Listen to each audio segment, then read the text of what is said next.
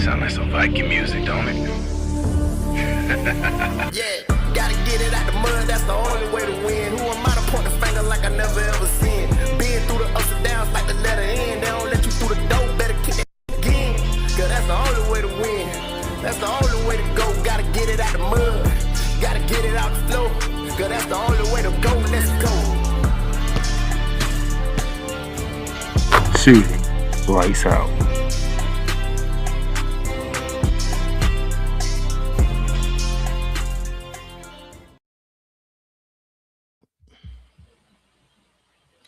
And ladies and gentlemen, welcome to the first episode of Shooting Lights Out in the year 2026. Oh, we on? There we go. Oh, my bad. Yeah. So that's how you want to start 2026 with some foolishness already? You started it off with the foolishness with another program. What you mean? That's what we do. Don't act like Victor Locke now. What you mean? What do you mean what I mean? You knew we was doing this show today. Don't act like you didn't know. Then how dare you call what I do foolishness? Because it is. Look at it.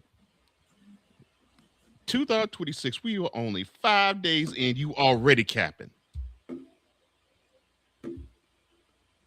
Stop the cap. You don't want to come with the foolishness. Not me. I don't do foolishness. Oh, really?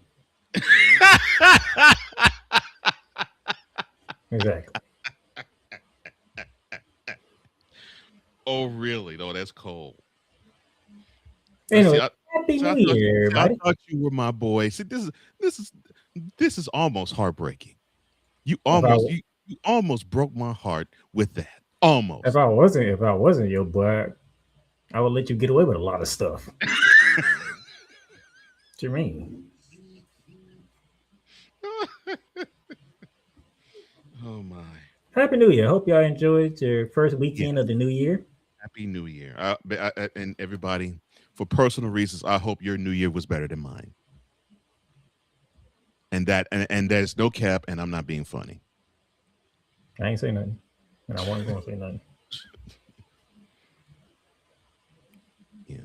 But yes, I hope yours was better than mine too, Playmaker. Mine was at a certain place, as always. Then yours was better than mine. Okay, cool. I was at a certain place like I'm always at. You were at a certain place. I think I know that certain place you're talking about. And when I was your age, I said the same thing. And did the same thing. Like I can't get away. Mm-hmm. Just want to be free. I want to be free. Oh, yeah. I know the feeling. Today's episode, first episode of the year, should be a nice, interesting episode. Got some weekend to recap. Of course, Coach Johnson had to share his thoughts in his full court slam. First one of 2026, so that should be interesting within itself.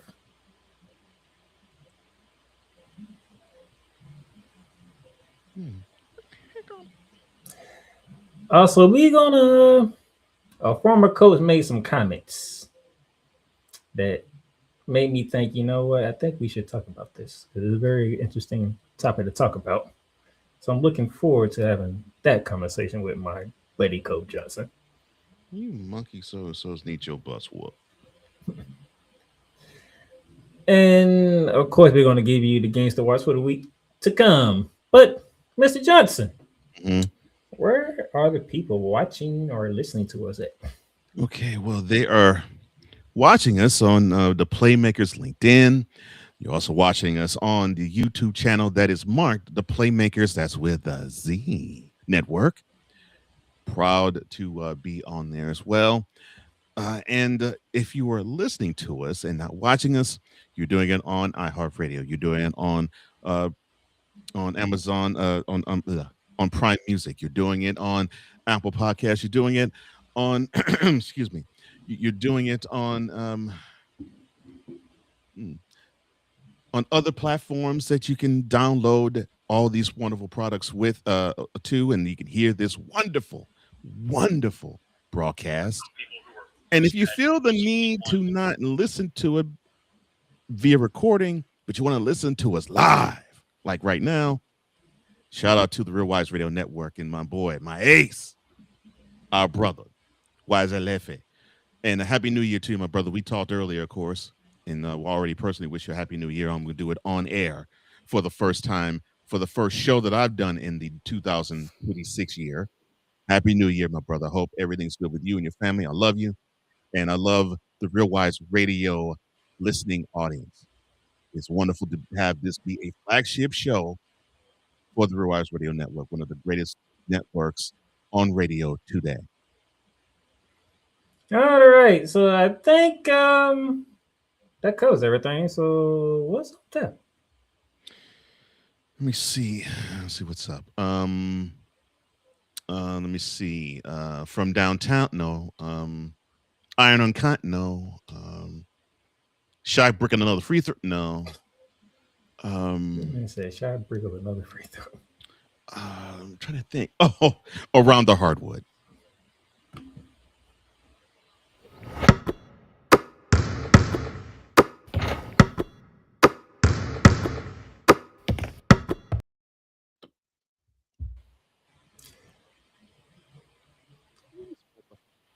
All right, now we go around the hardwood. What we got on first?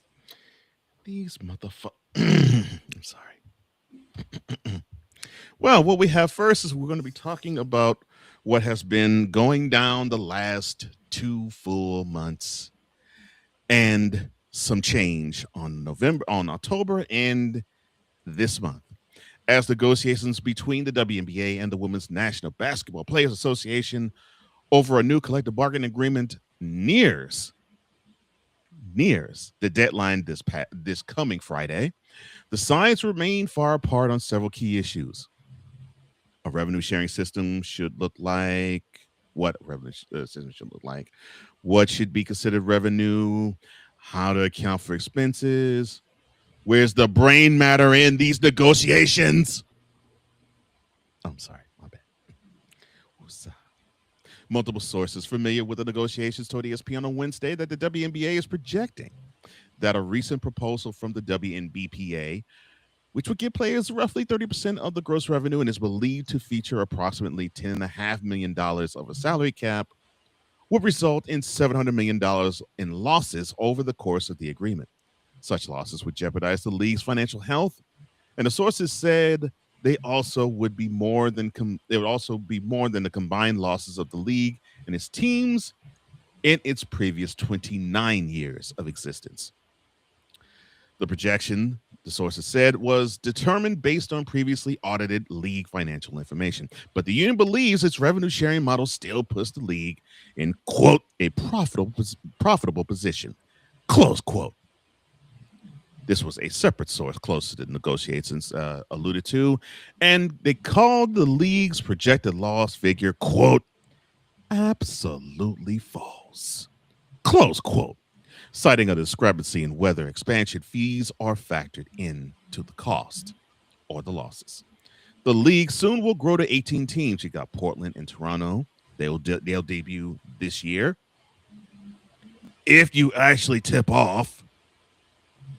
Then you got Cleveland, Detroit, and Philadelphia. They recently paid $250,000 each to join the league, and they will be joining it any time between 2028 and 2030. Move the sun to Houston. Oh, sorry. The league considers expansion fees a transaction that generates zero net revenue. New teams are out the expansion fee, but earn a fractional share of the future league earnings, while pre-existing teams get a portion of the fee but lose a fractional share of future league revenue. The union's proposal, meanwhile, accounts for expansion fees in its projections, seeing them as real money that still contributes to the owners' bottom lines. Of course, they're looking at what the Valkyries did this past year. Either way, the two sides remain divided on the nature of the next deal's revenue share model, sources told ESPN. Now, your thoughts as to the widening chasm that is between the WNBA and the WNBPA. The ladies are scoring themselves. I hate Yes, to say it. I hate to say it that way. I agree. They are. All joking aside, they are. Like,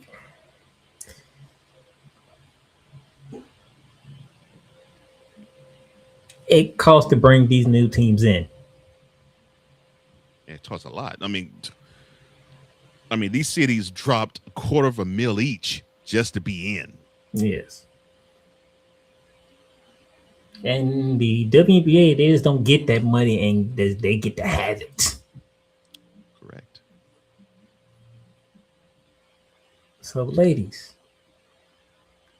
stop. Please.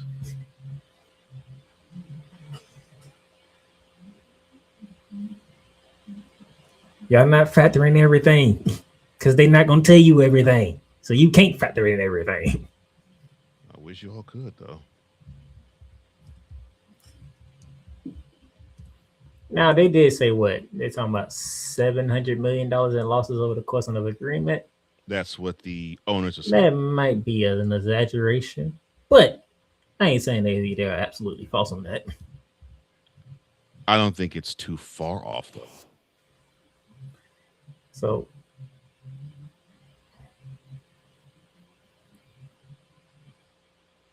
ladies, you got to go one step at a time.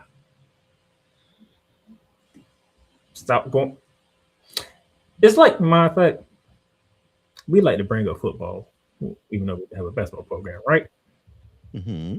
It's like you're down multiple touchdowns, right? And you try to get it back in one shot, which is impossible. Which you can't do. You can't get it all in one shot, ladies. Forget impossible. You can't do it. You got to matriculate down the field. Go ahead, Hank Schramm. You got to matriculate down the field. One step at a time, 1 yard at a time. One agreement at a time.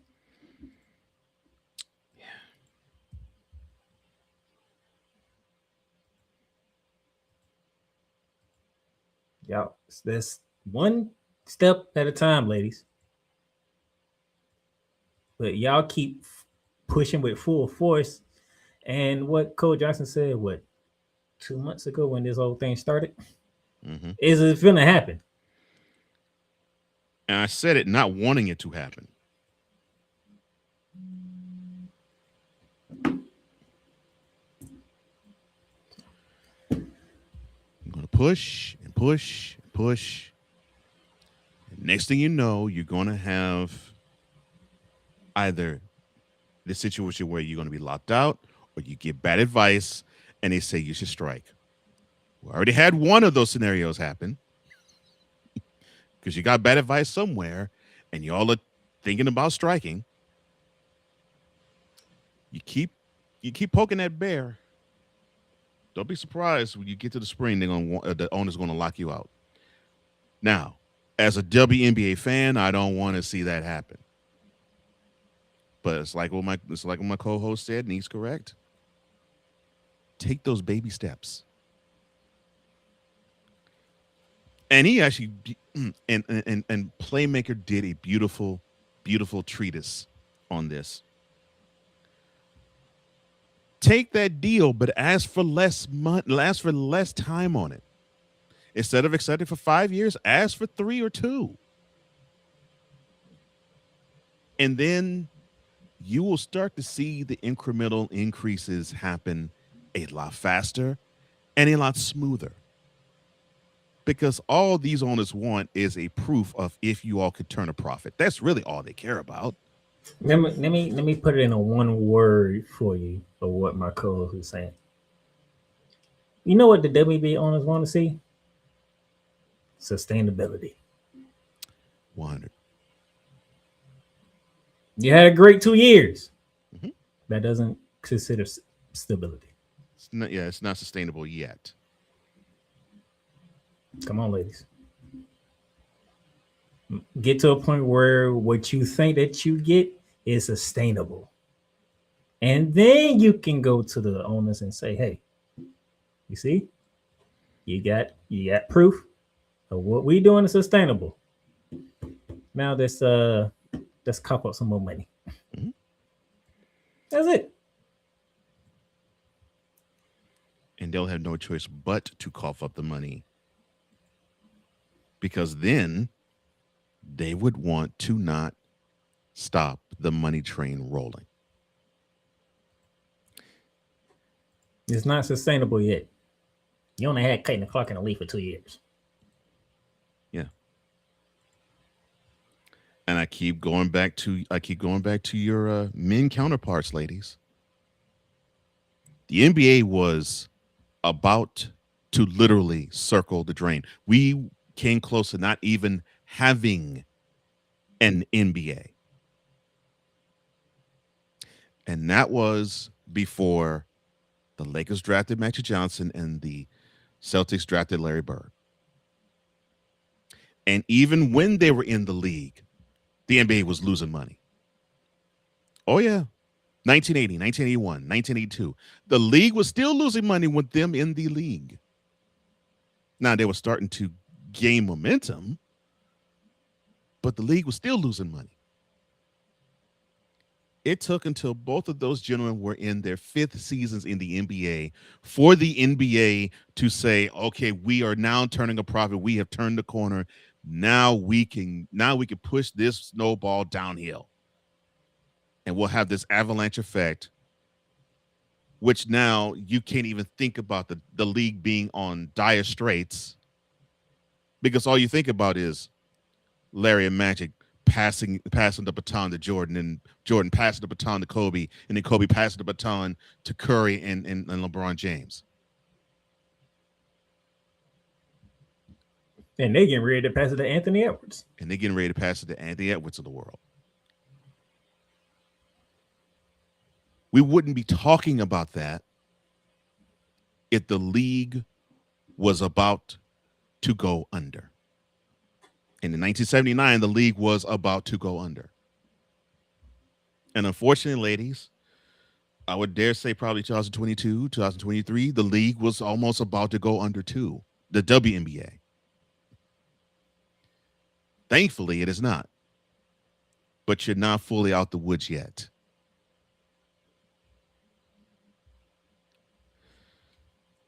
I want you to be, because I love the product. I love how you all operate, but not now. Don't ask for all this now. Have like a vision board of, okay, down the line, these are the things that we want. How can we chip away at that, leading to this big ask? That is how you should negotiate this. Hopefully you can. I pray that you will. Whew. But the way you all are going, that chasm is going to get wider and wider and wider. And I really don't want that for you all. I really don't. Earlier this month, the players authorized Ms. Ogwimike and the rest of the union's executive committee to vote on a strike, quote, if necessary, close quote, calling the move and, quote, unavoidable response to the state of negotiations with the WNBA and its teams, close quote. Now, I pray, NECA, that you do get a more solid advice so you can actually lead your ladies the right way. I really don't want you to roll with the we should strike and forget the man and down the man. No.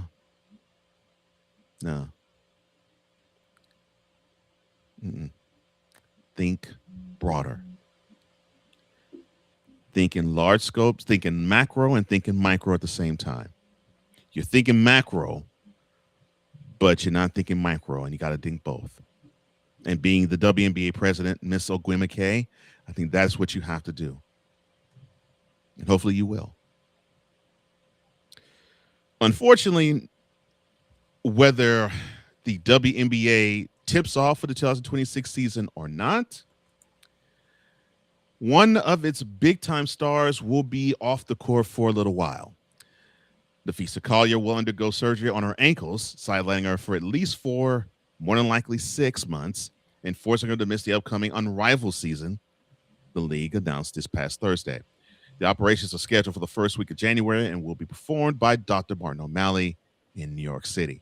Collier hurt her ankles during the WNBA season while playing for the Lynx on August 2nd. She sprained her right ankle against the Aces, forcing her to miss 3 weeks.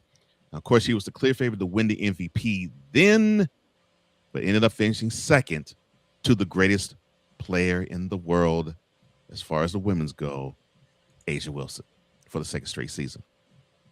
Back in September, Collier tore 3 ligaments in her left ankle in Game 3 of the WNBA semifinals against the Mercury, and then the top-seeded Lynx lost the series 3-1.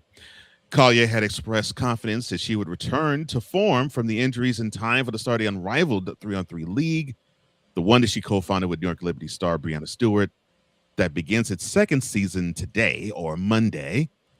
But during a virtual news conference for the league back on December the 16th, Collier said that she did not need surgery, but was, quote, still working to get back to 100%, close quote. She added that her rehab was getting better each day and that she was planning on being healthy enough to play this month. However, following additional consultation from a joint medical staff in Miami and Minnesota, it was determined that her recovery time should have been further along at this point and that surgery would be necessary. Your thoughts on, and hearing that almost makes you think that her recovery in terms of this was mishandled. But your thoughts on Miss Collier, one of the greatest players going today, missing a good chunk of time due to her ankle surgery. Better now than later. 100. Now, I know she wants to play in Unrivaled because she helped founded the league with Breanna Stewart. Right. Mm-hmm. But I think this is one of those situations where I think that certain things happen for a reason. Ooh. I think this happened for a reason so that Miss Collier can be more of a voice this go around. Because somebody is a part of that players union for the WNBA.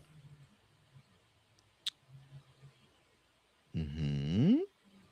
So my thinking is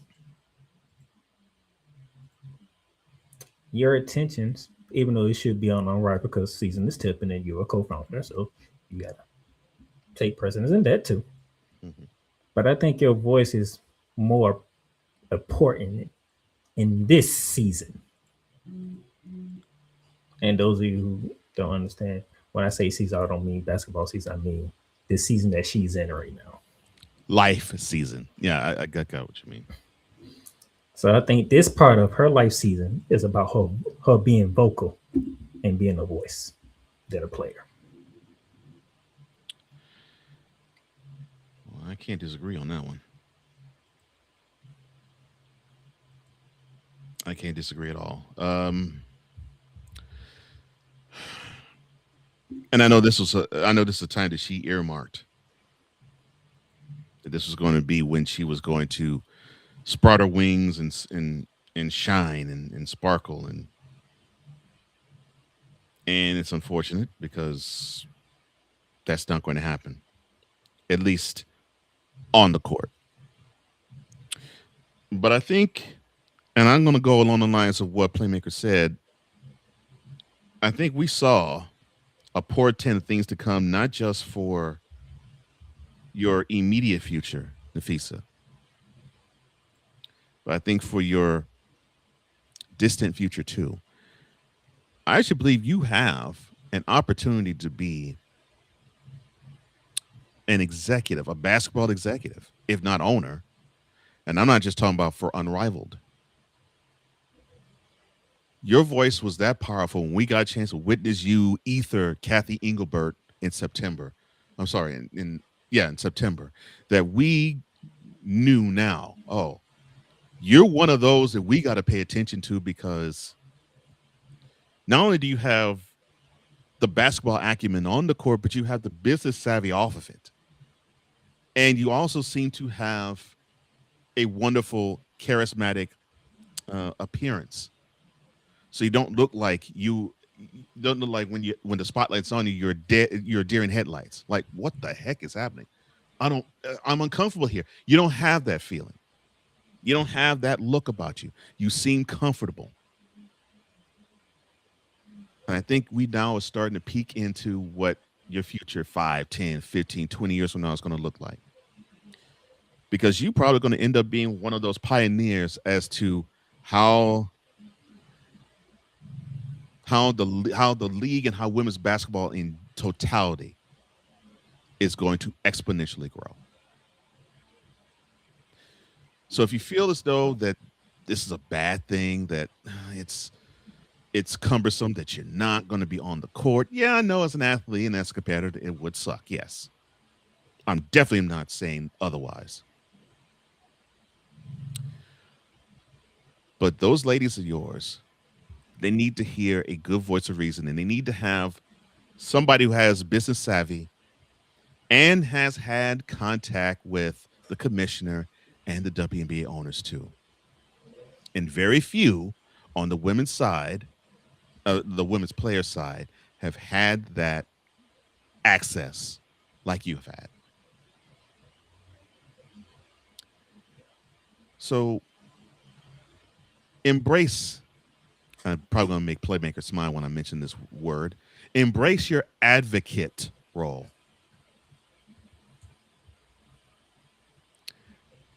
Because they're going to need your wise counsel,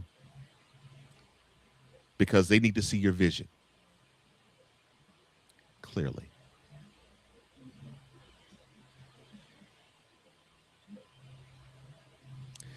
Now, for Unrivaled, the Valkyries forward Timmy Fagbinle, she will be taking her spot on a Lunar Owls basketball club roster for Unrivaled. But as I said, Nafisa, don't hang your head.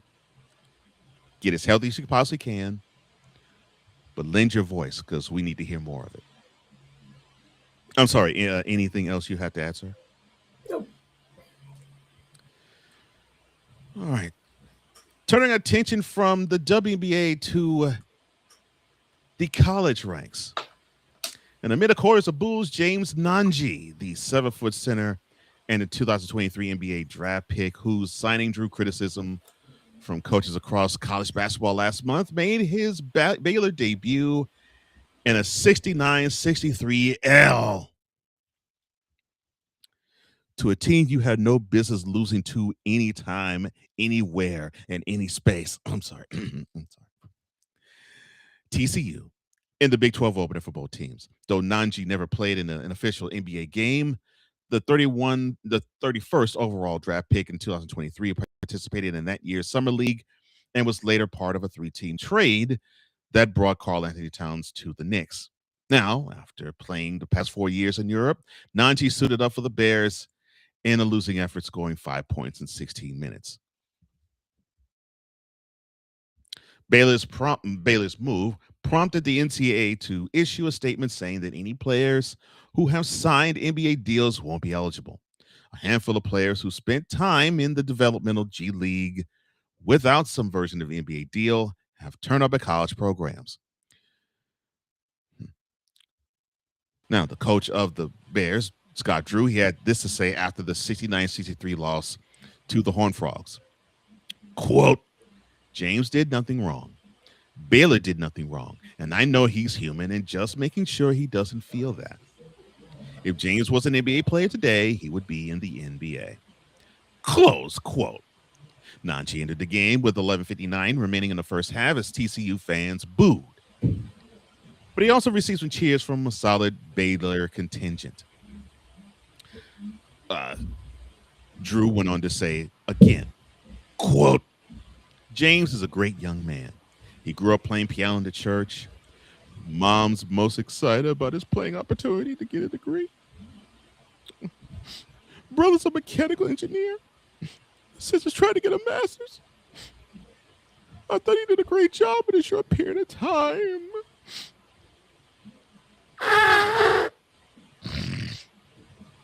Excuse me. He hadn't played a competitive game in 7 months. He's been recovering from injury. Close quote. All right, before I throw up, your thoughts on an NBA project probably going to the projects after his collegiate career is over. You are something else. What now? Did you really have to do all that? Like, is that all that really necessary? I'm sorry. Drew laid it on too thick. Why do we need to know about his family and its upwardly mobile self? Okay, fine. I'm glad that wait a minute, let me go back to this. Look, I'm glad that his brother's a mechanical engineer. I'm glad that his sister is in school getting her master's degree. I'm proud of him. I'm proud of him playing piano when in the church. Now, I didn't play piano in church, but I did play piano. And I'm proud that his mother is in his life, excited about his opportunity to actually finish and get a degree and walk across the stage in Waco. Did we need to hear all that, though? Come on. The problem is the man was drafted in the NBA 3 years ago. And in 3 years, he never saw the court in the NBA. Yeah. Which is a very, very interesting thing. NCAA. It's a telling sign on all fronts. But Devin them grief. Why you ready? You want to do me a favor? Sir? You want to read that quote that's in front of Tommy's up? For the time is okay, fine. The quote reads, quote, "Shame on the NCAA." Close quote. And that's Tom Izzo sounding off on Baylor signing the former NBA draft pick. Which I didn't know was possible. I didn't think it was possible either. I thought, correct me if I'm wrong, sir, because this has been time immemorial for me that I've heard. Once a player is committed, forget drafted, committed to going to the NBA, he forgoes his collegiate rights, right? I think they changed that because they changed that with football. Because I heard that once you commit, not even draft, once you commit, that's it. Which that's right. In football, they changed it to if you sign an agent. You can commit, but you didn't sign an agent. So I guess the dude didn't sign an agent. Which I'm going to say, which I think is stupid because you can commit, but if you don't get drafted, can I just go back? I want to test the waters. The waters didn't go my way. Let me go back. Now, if you get drafted, but the dude got drafted, though. You get drafted. And then again, he did get drafted, but I don't think he signed a contract. So, because he never stepped foot on the NBA court. So, and which is another thing. Mm-hmm. And this is one reason why I don't think 19-year-olds shouldn't be in the NBA. Because you're going to get more mess like this. So that's another dynamic, which goes to the NBA. Why are you drafting players and you're not signing them? You see, that's exactly what I was thinking. I'm like, NCAA is greedy, and the NBA is being negligent. So I can't really fault the NCAA on that part because. Oh no, not on that part. You can still fault him, but you can't fault him there. I agree. He never stepped foot on the NBA court. I don't. The NCAA, I don't know what to tell you. never had on an NBA uniform. But yeah, very interesting. That's one way of putting it. Which would lead to a certain part of the show that I'm going to do. But carry on. Oh, Lord. Now, the TCU head coach, Jamie Dixon, said that he doesn't notice crowd reactions during games. That's a lie. I knew you was going to say that. I knew that was coming. I knew you were prepping too. I was like, fine, I'll commit and say it anyway. But mentioned that he joked with Drew, the head coach of Baylor, by saying, quote, "You famous now, huh?" Close quote. That was after someone in the front row of the student session held up a sign which read, quote, "Scott, college coaches don't respect you." Close quote. Would you ever made that sign was ignorant as I don't know what. And that's me being nice. Yes. Oh, Lord.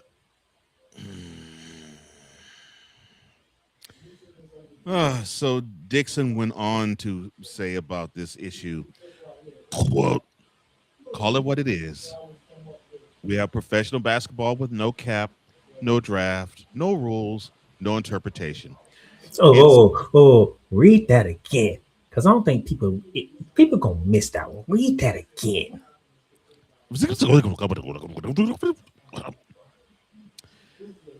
The coach of TCU, Dixon, he went on to say, quote, "Call it what it is.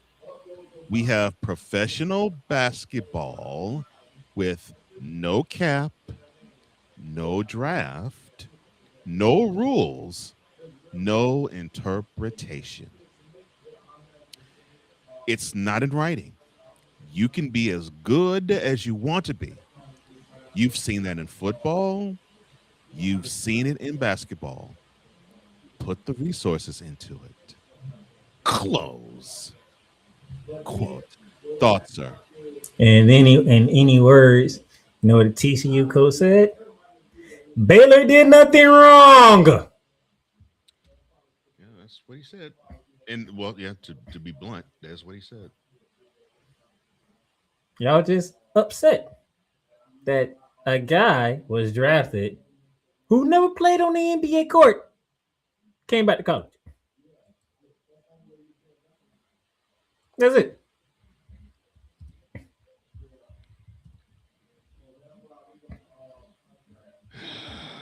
Sad. Carry on. Oh my gosh, it's sad. Sad. I thought you would enjoy that. My eyes just went to it. I was like, oh, let me go there. Nanji's first college points came on a putback dunk. The 21-year-old Nigerian also finished with 4 rebounds, exiting after picking up his 4th foul with 4:42 remaining. And here's my message to you, Nanji. Learn the sports side. Just because you see Victor Wembanyama with all his height being able to be drafted because he had height did not mean and still does not mean that you, with your height and lack of skills, can be on an NBA bench. Put in the work, son. You won't be having this crap of being drafted by the NBA and you don't see Tam on a court. And you're going to go back to the NCAA, not the G League, the NCAA, to play some more. And then you didn't play for 2 full years. That's more of an indictment on you than it is the NCAA or the NBA. You got to do better, son. The defense first. Now, from college back to the professional ranks with the women, as Unrivaled tips off his second season, league president Alex Bazel didn't rule out the possibility of the 3-on-3 league partnering with the WNBA in its future. She said, quote, "We're not in constant dialogue about that. But as I've made very clear, we are open to growing the ecosystem, whichever way it looks like. Nothing is nothing is on the table or off the table. I'm not going to speculate what could happen down the road, but everyone knows our door is always open." Close quote. I'm going to be professional and not roll with the joke that is just lying there to be said. Sources told ESPN back in October that Unrival's co-founders, Nafisa Collier and Brianna Stewart, initially offered the WNBA a small equity share in the 3-on-3 league to show alignment. Ultimately, however, such a partnership could have violated league rules, and they were turned down, as sources have stated. Bazell likened the opportunity Unrivaled offers WNBA players to the pre-draft combine or off-season pro-am leagues and even summer league. You know, that this the how can I put this in wonderful terms? The pretty insignificant stuff that you see in Las Vegas every summer that NBA players participate, no, NBA rookies and possibly second-year players participate in. All having the ultimate goal of, quote, growing the ecosystem, close quote, of their respective sports. The major difference, though, with Unrivaled is that the league pays its players. Basil went onward to say on Monday, quote, "But those are formal partnerships. You even look at the collaboration that is happening in NBA Europe. That was not a formal partnership before. As long as you can look at the space through an innovative lens, anything is doable. Anything is possible." You is not Kevin Garnett. Stop it.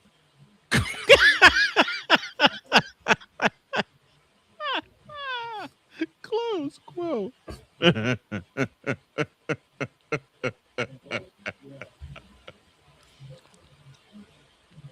Anything is possible. Now you gonna do it again. Your thoughts, sir, on Unrivaled possibly being aligned with the WNBA?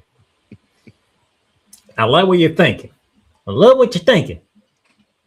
Just not the right time.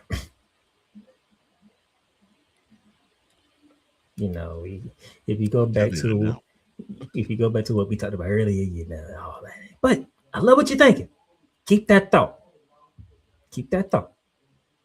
Keep that door open. And WNBA, if y'all got any goddamn brains after you get through this CBA, maybe you can use Unrivaled to help you out.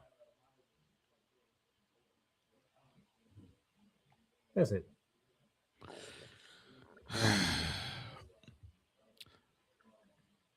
Now, since the league's inaugural season last year, Basil has stated multiple times that Unrivaled is not in competition with the WNBA, but sees it as complementary or complementary. The league's goal has been to provide WNBA players with a domestic offseason opportunity, and it also has emphasized the desire to be a development hub. However, as the WNBA collective bargaining agreement negotiations have grown more contentious, intense, and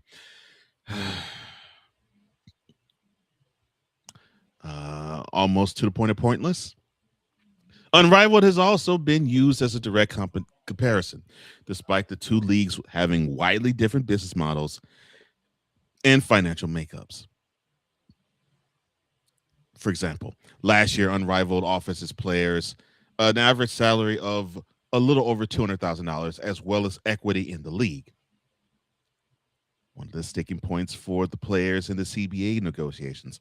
Last week, multiple sources familiar with the negotiations told ESPN that the WNBA is projecting that a recent proposal from the WNBPA, which would give players roughly 30% gross revenue, and is believed to feature approximately $10.5 million on the salary cap, result in $700 million losses. I had to read that again because I find it hilarious. Bazell remained adamant that the women's basketball landscape continues to grow and evolve, and there is space for both the leagues to thrive. She said, quote, "You have to look at the entire space offered as an opportunity. Where women's basketball is today and what we have built is so unique, one doesn't need to exist without the other for either to be successful. Because remember, anything is possible." Close quote.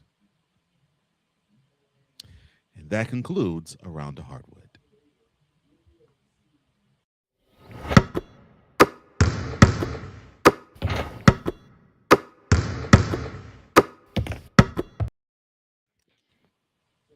I thought you would appreciate the Kevin Garnett touch. This guy here. Why did I? Join the transporter to Hades. Your butt and gut becomes one. Join the reformer of hooker whores. This is my daughter, Placenta Booty Johnson. Join the bronze god. Whenever you are in distress, take off your baseball cap and throw it in the air. Join your very own superhero of broadcasting, Chris Bass. So whatever color crayon they get, they palm it and do 2 circles, and that translates to, I can be the black people. As she takes you through the week's paces in Baseline. Live every Saturday at 8 a.m. Eastern, 7 a.m. Central, Pacific time zone people, just stay asleep when this is on live and just catch the recording. Exclusively on the Chris Bass YouTube channel.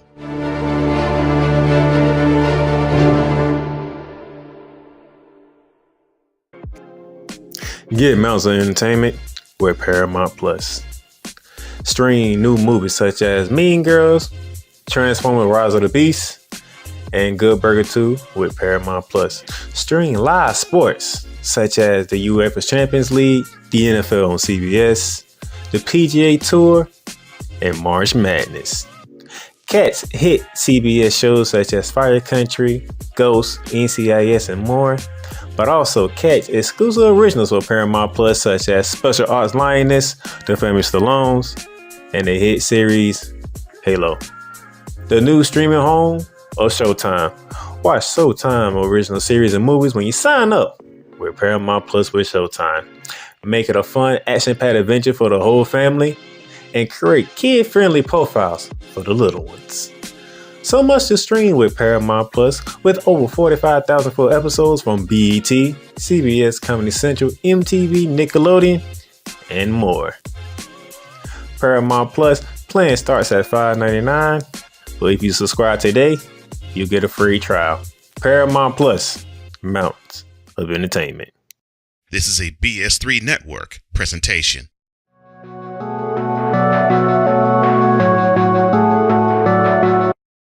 I want to do a TED Talk, but I don't have anything to talk about yet. I'm getting there. Life is for the living. We're not here that long. You can learn anything you want to learn without any money spent. What do I really enjoy? What do I really want out of life? I am your host, WIZE. Are you in a life holding pattern? Well, this is for you. Welcome to the Stuck in My Mind podcast. Live every Monday, Tuesday, and Wednesday at 4 p.m. Central.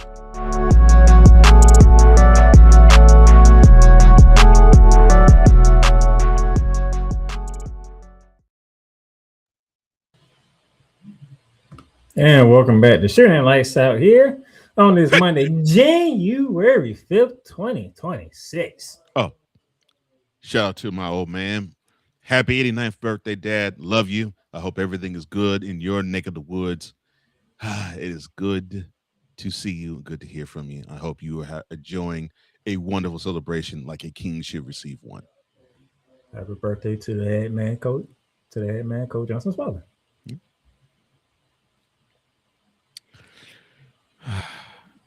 Man, I'm kind of messed up that you did that. Why? Because I can't really do it, but yeah, I can't. That's a hard transition. I'll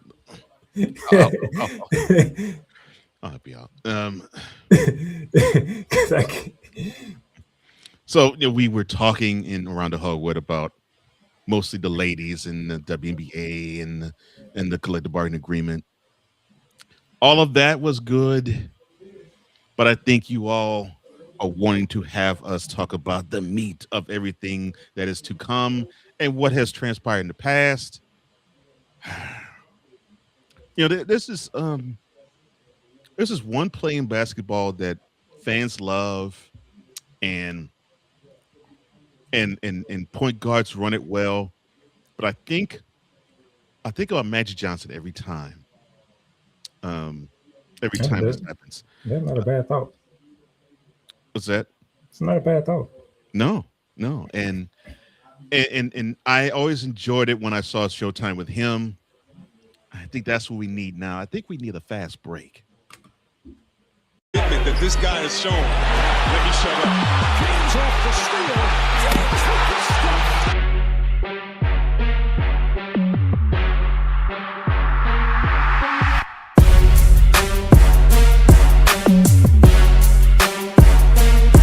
Rebound by Adams, his sixth.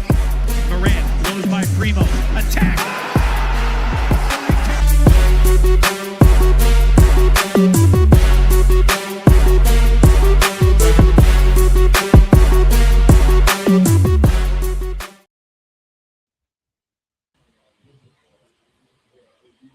As we get ready to run the fast break, men's college basketball go back to the 2nd of January. That'll be on Friday.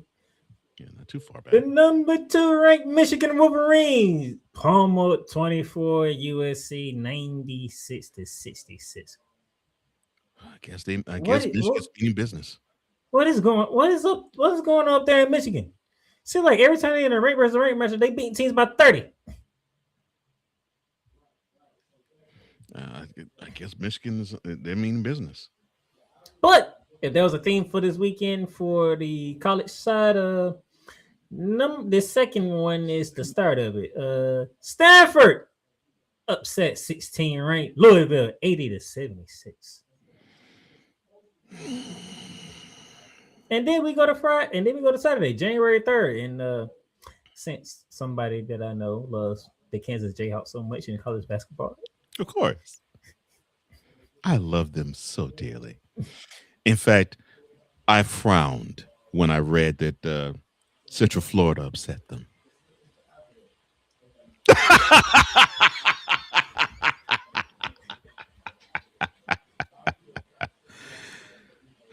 81-75. Look, now I'm not going to dump hard on Playmakerz faux alma mater, but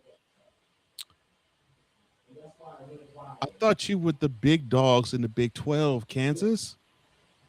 Bill, what you teaching them? They've been softer than marshmallows the last couple of years. What's up now? You would fold teams like this in conference play. Legit fold.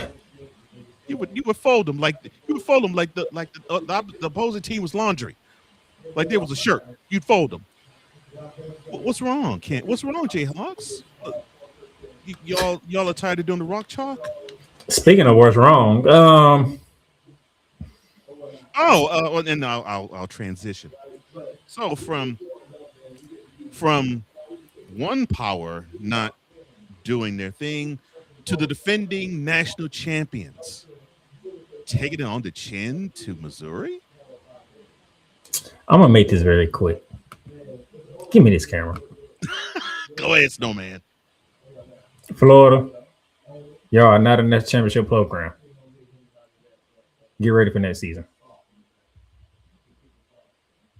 Really?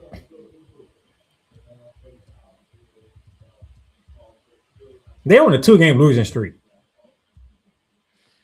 You sound dejected, though. I mean, look. Every season can't be like. I mean, look. But University of Houston's seeing it now. Not every season is going to be just like last year for both teams now. And the SEC, thanks to Florida, is getting a little bit stout in the basketball realm too. It is what it is. the transfers for the guards are not working out. I don't know what's going on. Yeah, sometimes it happens. But yeah, we can go ahead. Finish this season and get ready for next year. We ain't gonna do nothing in the tournament. As if we make the tournament. Really? It's not like you're unranked. Well, you might be unranked now. No. See, this is the rankings for the weekend. Oh, the updated rankings are in the other segment.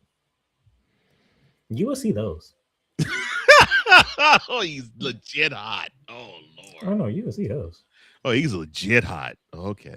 And speaking of Playmaker, big man. Oh wow. Speaking of blue bloods, hey, you want to continue your blue blood run? Yeah, I mean Kentucky. I mean they normally are the kings of the SEC. They got crowned by, I guess, one of the new kids on the SEC block, Alabama, 89-74. I mean, Alabama is ranked number 14th in the country, and Kentucky. Thank you, John Calipari, for ruining another program. Sorry, I didn't even say that out loud. Shout out to Nate Oates, man. He turned that program around, and they have been a program to be messed with ever since. I just never thought I would hear Alabama and possible. Well, we could say national championship contender last year, but now probably possible Sweet 16 team. I didn't think I would ever say those words about an Alabama basketball team, both men or women. And look where we at. Look where we are now. Georgia took down Auburn 104-100 in 4 overtime. That's not a typo. That is not a typo. 4 overtimes. And that's because Georgia couldn't keep a lead. But they got the job done. Well, but say they finally found a way though. Speaking of John Calipari, he's still having fun beating up on Tennessee. Yeah, I'm about to say it could be Kentucky, it could be Arkansas. He sees the orange and white, and he's like, Rocky Top this. 86-75.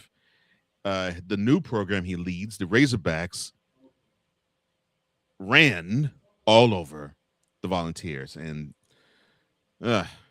so if you kept up with my theme of the week, I wasn't done because in the Big Ten, Mr. Johnson, this happened. The Big Ten. It looks like Tom Izzo could benefit from Draymond Green. I'm gonna let you have that one. Why? They go to Lincoln and they screwed the pooch and the iron was unkind and they lose 58-56. Rank Mast, who amassed 19 points. I know you like what I did there. 7 rebounds, 3 assists, and 3 blocks. He was the difference maker in the game. And Mast, keep doing it, son. I love it when you clean glass and you knock crap out of here that don't belong. I love that. I love a big man working on the defensive end, telling people, get that shot out of here. I loves that. Keep it up, big fella. Keep it up. Now, as for Izzo, my brother, I know you know how to struggle and you know how to bring them out and get into the tournament. Right the ship quick. Can't have it go down all the way. Oh, and speaking of new bloods, Attention, Cool McCain. Attention, Cool McCain. Please do not listen to the following words that will come out of my mouth. Attention, Cool McCain. Attention, Cool McCain. Please do not listen to the following words that will come out of my mouth. Except for this. The U. Yeah, baby. Returning to the regular schedule program already progress. The Tar Heels from North Carolina. That's right.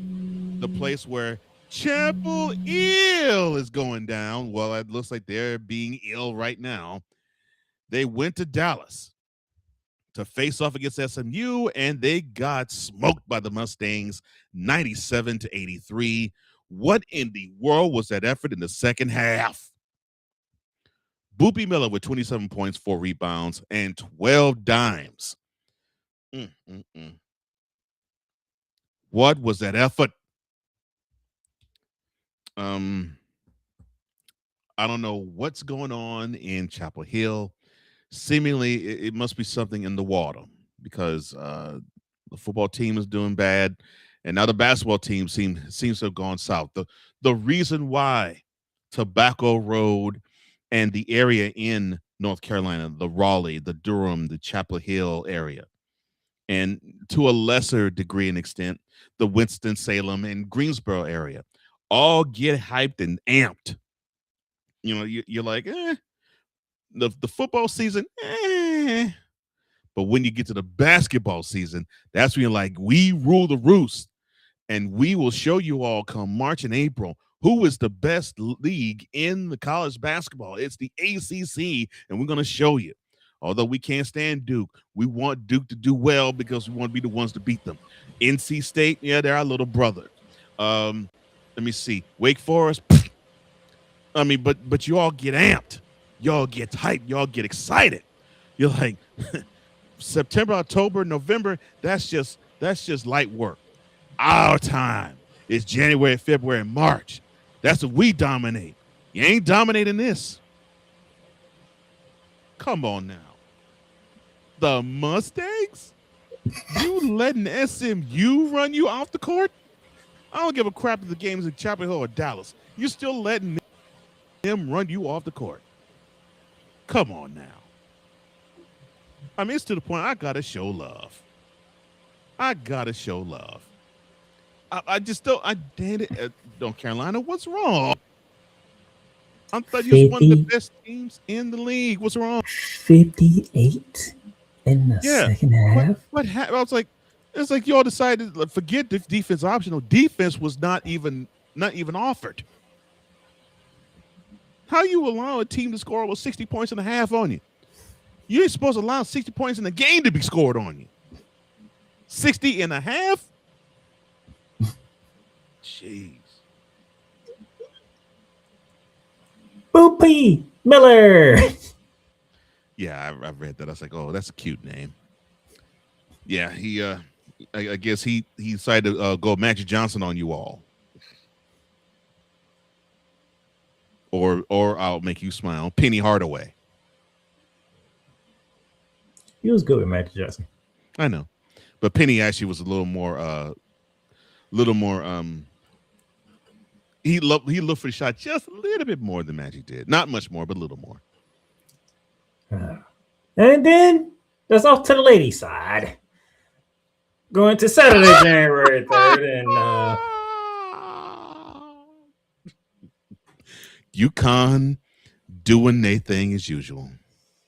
It's bad when you get beat by your reverse number. This is the reason why I love those UConn teams. It's as if these teams, it's like these ladies take the court and they have this itch of they have this disposition of, you all do not belong on this court. You all actually suited up to get on this court. You know, we find that highly disrespectful. You know what? We're gonna take this butt whooping out on you. You don't belong on this court. We're gonna show you why. And I love that. You can say that for the other two games. You can say that for the other two games on Saturday. Well, I know, true, but for UConn, they just have that itch of they have that feel of you are on the court with us. You don't belong. Heck, we'd rather play the fans than you guys. You don't belong on this court. Because 21st ranked Texas Tech Red Raiders, they did a number on Arizona. 80-49. And then the battle for LA. Good Lord. You actually call that a battle? Man, the Lady Bruins beat down the Lady Trojans hard, boy. 80-46. You would have thought the ladies were messed over by men, and they thought UCLA were based nothing but condoms. Oh, you all claim are Trojan men. Well, no, you get off this court. Take this Trojan crap and get out. And then we go to yesterday, Sunday, January 4th, South Carolina. Sunday. At least my ladies can actually play some ball. They did actually not. They didn't get rolled by South Carolina. I said, "Oh Lord, my ladies about to get destroyed." No, they hung in there tight. And then in the fourth quarter, South Carolina pulled away.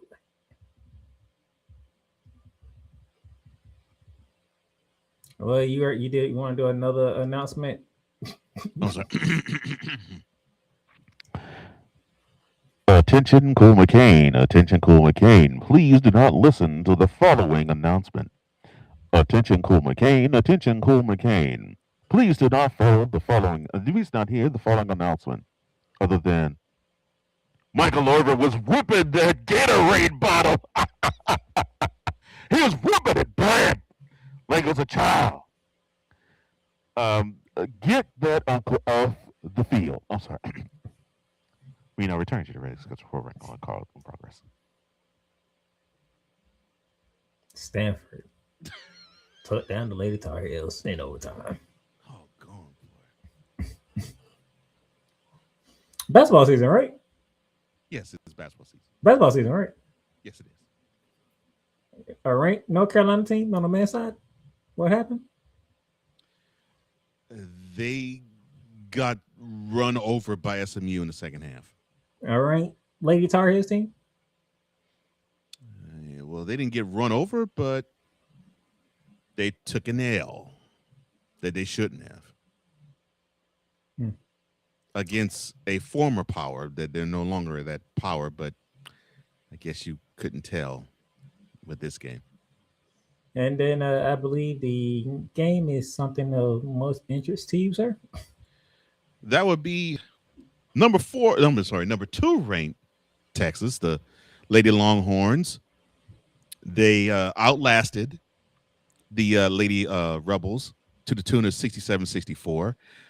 Glad to see that they could take an opponent that is sturdy and strong enough and turn back that challenge. Hopefully, they can take this type of W and they can grow with it, because they better know, these ladies better know, the target is getting larger and larger and larger on your backs.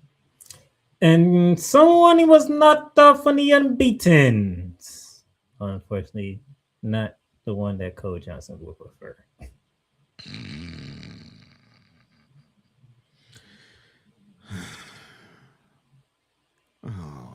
72-70. I hate the fact that the school that my girl just rules the paint in took an L. And took an L to Baylor. I hate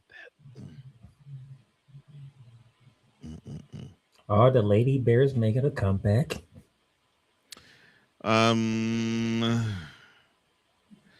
If Kim Mulkey's on the sideline, maybe. She's not. She's not. But the funny thing is, it's funny that you did bring her up, though. Yes, it is. And yes, I did that on purpose. She is on another sideline. And unfortunately, her team took an L too. Number 5, Lady Tigers. They lost against conference opponent Vanderbilt to the tune of 65-61. And the 12th ranked Lady Commodores. Yes, all Clyde Orange. I'm sorry, Clyde Orange. Ronnie LePred, Thomasina McClary, and Leo and Leo Dior Ritchie all did a number on the Lady Tigers. But Playmaker, I thought you had a theme going on here. I don't look like a theme in the lady side. Not so fast, my friend. Oh, boy, goes Lee Corso. The 8th ranked Horned Frogs got dropped in overtime by Utah. Yes, I mean, no. I don't want the ladies to lose.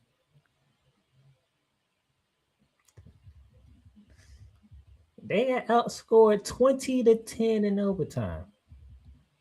Now, how did y'all give up 20 points in overtime period? That's what I want to know. Good question. Overtime is basically half of a freaking quarter. How you give up 20?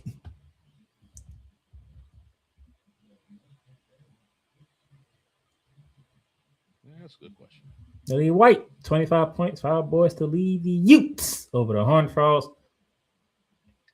But I'm not done because Coach Johnson, I think you called out a certain coach about a week ago. And all of a sudden, this happened. Why? I called out a coach?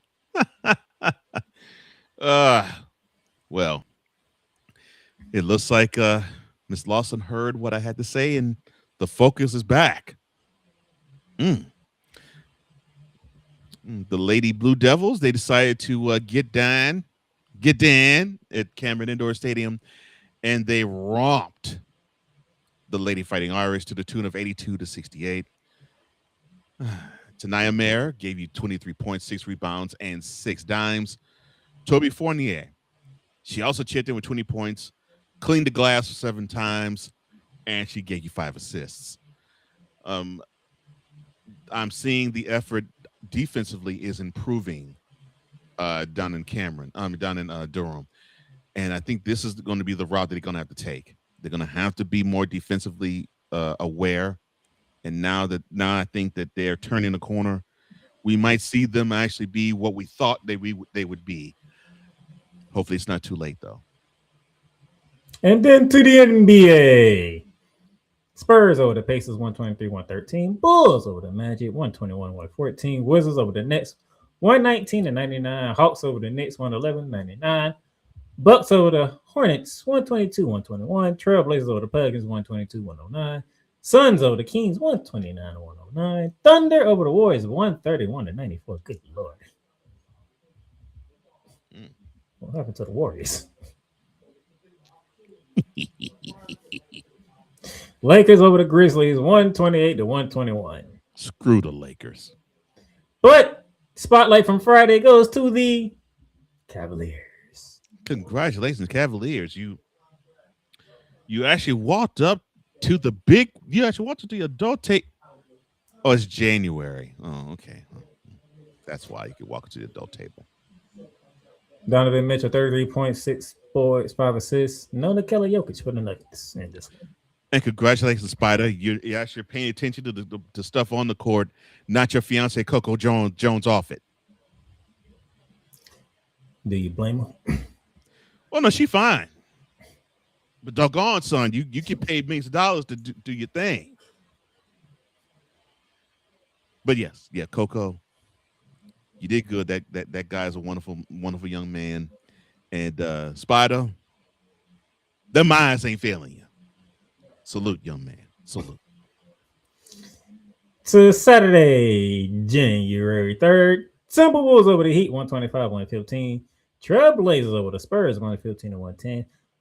Chauncey, I don't think you coming back to coach the Trailblazers because for some reason they playing some good basketball. What made you think that he was going to return? I'm just throwing it out there. I mean, I know what he's going through. I'm just saying I don't even think. I mean, the dude is playing cards with people that you would cast for the Godfather. Oh, you should love this part. Look at number 3. Oh, you mean the Knicks not playing defense? And to the 76ers at that. 130-119. Okay, yeah, I love it a lot. And the only question I have is, did Joel Embiid actually play with a uniform on or in street clothes to beat your behinds? Doesn't matter. In this case, it does not. 130 points, Knicks. Come on, wait a minute. I thought you got the guy that you have coaching you so that you can continue being strong on defense. 130 points? Well, this wouldn't happen under a Coach Thibs team, until you actually all ran out of juice in May. Then this game would happen then. Raptors over the Hawks, 134-117. Hornets over the Bulls, 112-99. I'm surprised that the Hawks got beat by that much and gave 134 points. Warriors over the Jazz, Lord have 123-114. Clippers. It's January, not May. This is the type of crap that we normally see 4 months from now. My birthday would have passed. This is when you normally would play crappy like this. You supposedly have the best two-way player in the game, and you cough up 146 points? Well, because to a non Jason Tatum led Celtics? Because the other guy dropped 50. Well, I know. Look, Jaylen Brown is a beast on his own, but you gave up that many points to a non Jason Tatum led Celtics. That would have been my spotlight game, but something else happened. And unfortunately, I might have to see the floor to my co-host. See, this is some bull. I'm sorry. I will be talking a little bit about this game a little later, but the Rockets traveled 250 miles northwest or northwest to play the team that is in my favorite city, Dallas. And in downtown Dallas, the Rockets, who are supposed to be a better team than the Mavericks, proved they have no balls, losing to them 110-104. I told you when you went up to Dallas the last time, bump Megan Thee Stallion. And I don't mean bump as in screw her. I mean bump as in don't look at her. But this is the problem I have about the Rockets. They have the offensive firepower, but sometimes they have these ridiculous lapses that you just don't understand. And for a team that is as long and as lengthy as they are, defensively, hot garbage would be an insult, and that would be like that would be grinding. That would be axe grinding. So they're not garbage. They're not bad, but they're very close to bad. They're inconsistent. Yeah, they're consistently inconsistent. Yes. Because sometimes their defense is great, and then other times they give you efforts like this. Mr. Glass with 26 points, 12 rebounds, and 5 blocks. I have to give him a standing ovation. The fact that he actually is upright, and he's not being AJ Thomas. My back, my neck, yeah, my back. And I'm glad he's not that right now. Congratulations, Mr. Glass. You're showing that you aren't as fragile as you normally would be. Of course, keep that up, son.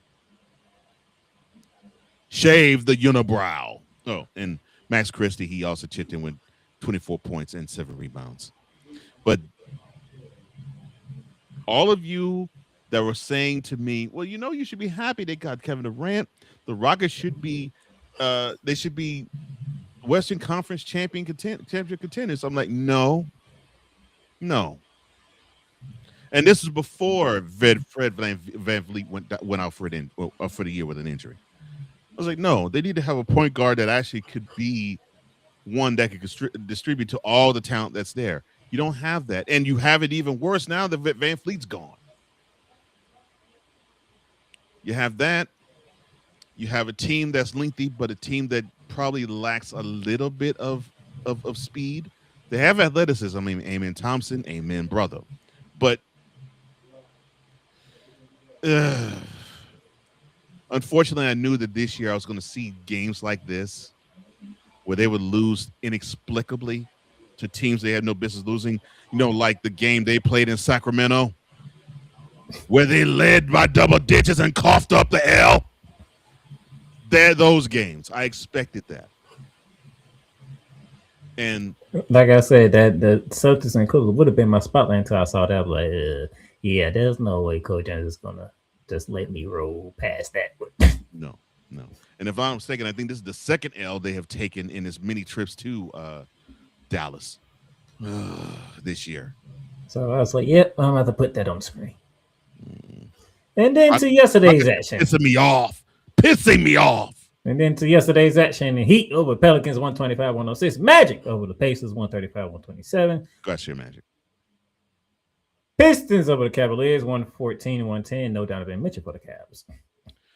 Oh, Coco was taking care of you, huh? On Donovan? I'm sorry, I didn't mean to say that. Next over the Nuggets 127-115. Wait. That is not a typo. What is happening? Attention, Cool McCain. Attention, Cool McCain. Please don't listen to the following words I'm about to say. Attention, Cool McCain. Attention, Cool McCain. Please do not hear the following words I'm about to say. Thank you, sir.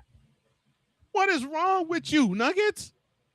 No, so you roll over against the Cavs. Now you roll over even further against the Nets? No Kelly Jokic for this game either. I don't give a crap about Jokic because I know he messed up his knee. I don't give a crap about that. You all should be talented enough to beat the Nets without Nikola. Without Jokic, you're talented enough to beat this team. That just shows how soft you all are. And I didn't want to believe that. This shows how soft the team is without Jokic. And you ain't supposed to be soft. You're supposed to be deep. Oh my gosh. Timberwolves over the Razors 141-115. Bucks over the Kings 115-98.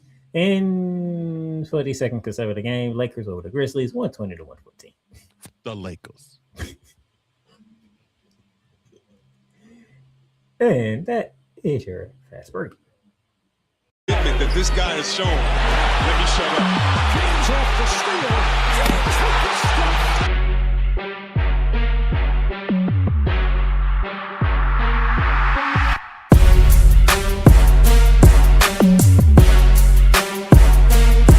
Rebound by Adams, his sixth. Morant blows by Primo. Attack.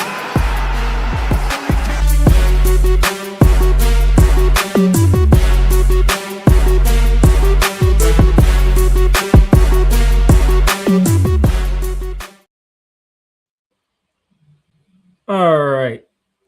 Instead of going to a commercial break here, we're going to continue to roll on because that's a topic I wanted to discuss. And to help bring the topic alive, one of Coach Johnson's favorite former coaches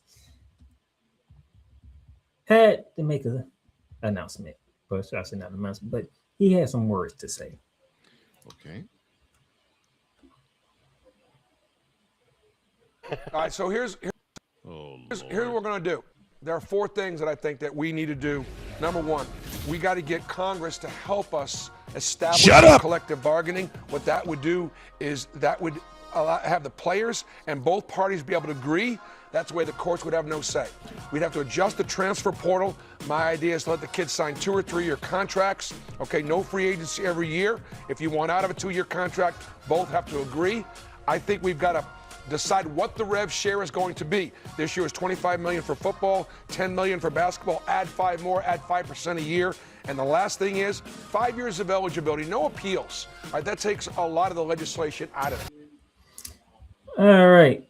Thank you to TNT Sports for that video. Bruce Pearl talking about the changes that he would like to see happen in NCAA sports. Mr. Johnson, the 4 points that he put are right in front of you, sir. All right, let's take it from point to point. Oh, and I'll address the headline last. So, the first point, to have Congress establish or help establish collective bargaining. Why? I mean, I say that from the standpoint of why would you want to involve the government in the... Oh, I should have known. Them fools are greedy. So they want to... Wait to Wednesday because I can actually answer that question for you on Wednesday. I know. I'm not going to go full in about that. But in any way that an entity like that could find a legal loophole in getting their hands on more money, they'll do it. And I'll put it to bed there. adjust the transfer portal, I don't know how you can adjust it. I don't care where you put it. You can put it in the summer. You can put it in the fall. You can put it in the winter. You can put it in the spring. You can put it in the NCAA tournament. You can put it in Final Four. It doesn't matter when you put the transfer portal. It's going to be an unmitigated qualified disaster. The system, the way it is presently constituted, is not meant to have players go from one school to another and make it smooth. I don't care when you have the transfer portal. It's not going to be a smooth process. Now, you have to find a way to make the process smooth. Now, if you do that, maybe you stand a chance of it being a little better. Until then, it doesn't matter when you have the portal, it's going to be a mess. Now, yes, granted, if you don't do it in the season, it would be less of one, but it still will be a mess all the same. The third point, the money.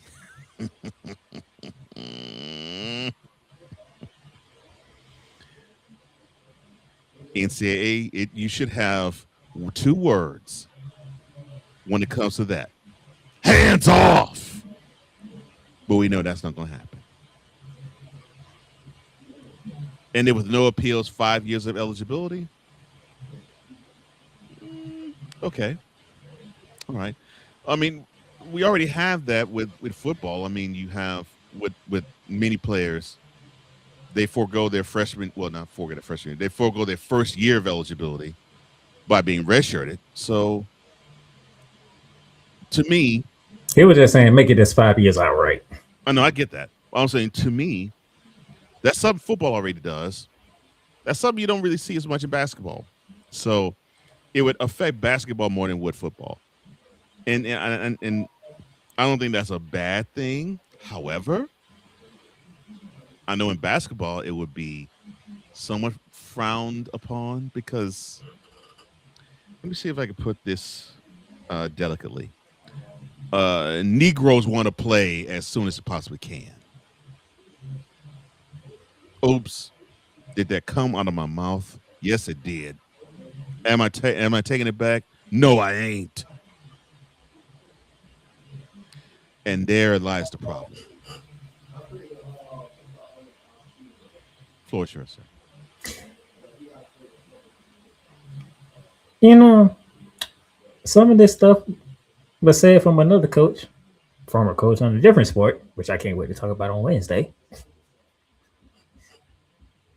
Which is interesting because I was like, oh, wow, I got 2 different coaches who's saying the same thing. This makes for a great topic on both shows. Apparently, you got to have Congress to do something, and then I can go into more details on Wednesday because the coach that said it really put into better perspective for me to actually understand what's going on with the 4 letters of NCAA. It better not be that about Swinney. Oh, no, not that. You got to worry about that. Thank the Lord. When he said it, it made a lot of sense to me now. And I'm like, oh, so now I understand.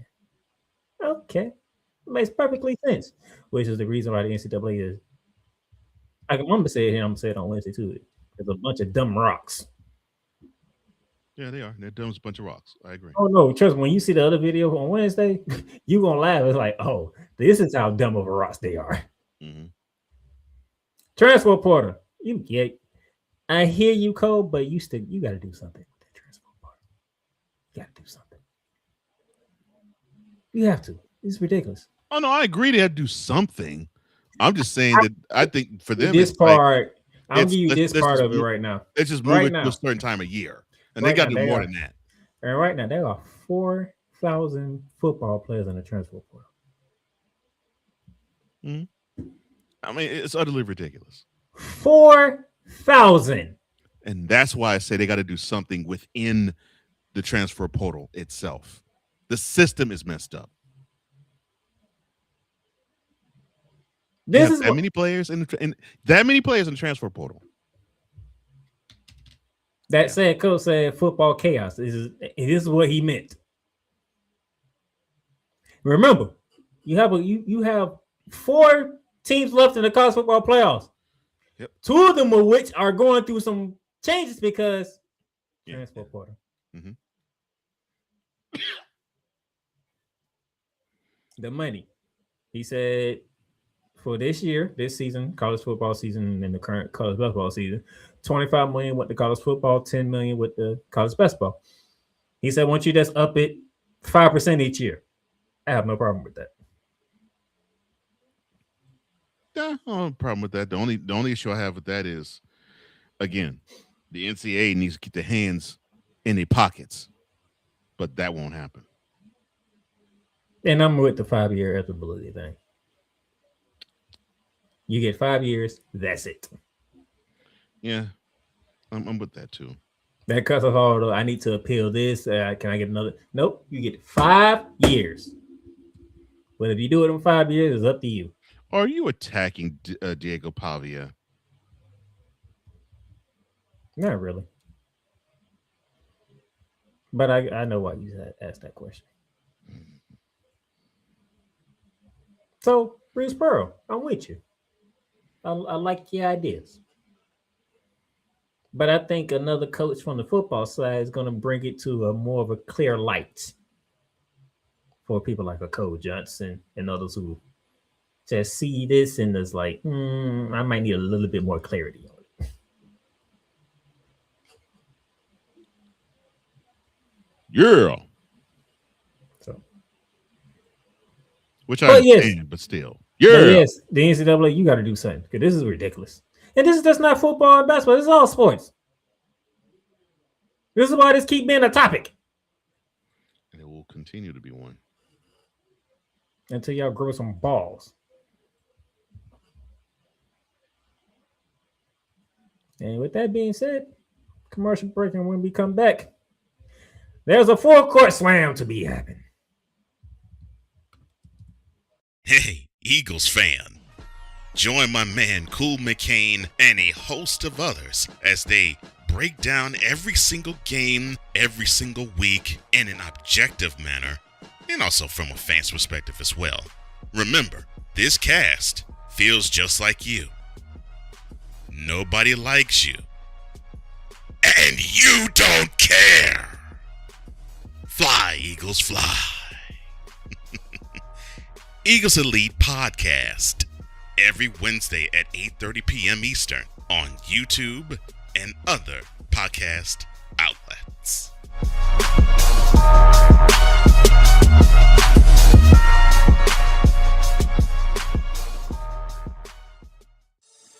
Shop hats and official sports gear at Liz. Liz is the leader and #1 destination for hats, gears, and everything that moves you, making it the perfect shop for fans to find official sports hats, merchandise, and gear.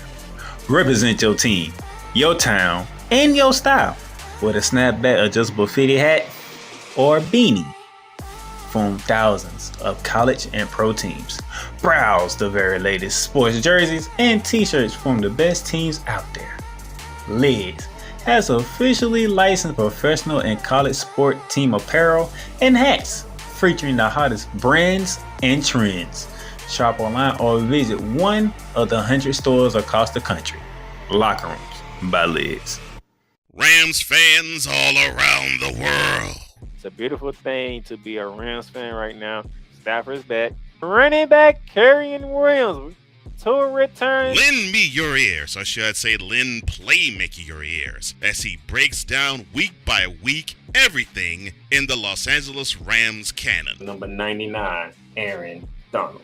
Can't wait for 2029 to come to know that you are going in the Hall of Fame, and it should be first ballot, no questions asked. Join the Playmaker as he breaks down everything Los Angeles Rams style in Ramily Talk on the Playmakers Blog Network YouTube channel and where you can find podcasts.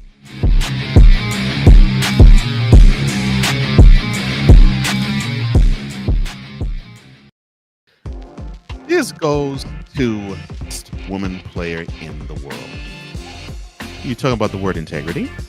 Because they don't have any. You ain't got no balls, do you? WNBA owners, you ain't got no balls, do you?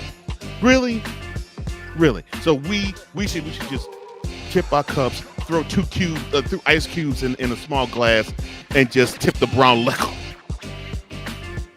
You talk about compromising?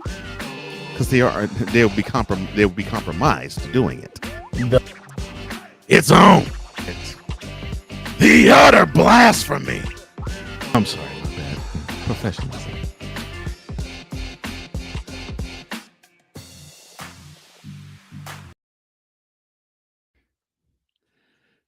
Well, you ain't getting no graphics this week. No graphics. You ain't getting that. You're gonna get straight me. Now, my co-host was attacking me. He was going after me hard because I was going after Draymond Green. But after being kicked out of 2 games in the last 2 weeks, I now feel justified. I mean, the man is, how can I put this in brass tacks?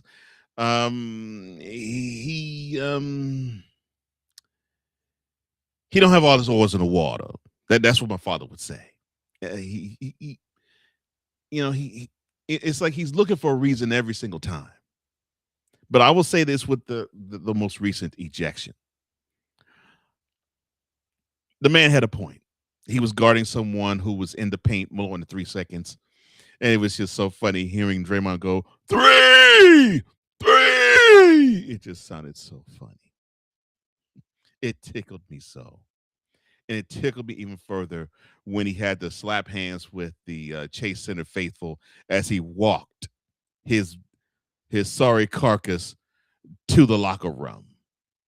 I mean, it was just beautiful. I mean, I just felt a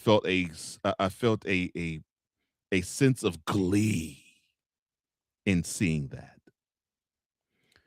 So it meant to happen. It was meant to happen, son. I'm glad it happened to you. It couldn't have happened to a better person. And now don't get the itch to go 1, 2, 3, kick, 1, 2, 3, kick, because your mouth is getting your butt in trouble plenty enough. Oh, I mean, hey, it's quite possible that you might be able to help out Michigan State in Tom Izzo. I mean, they do let players who've been drafted to go back to the NCAA.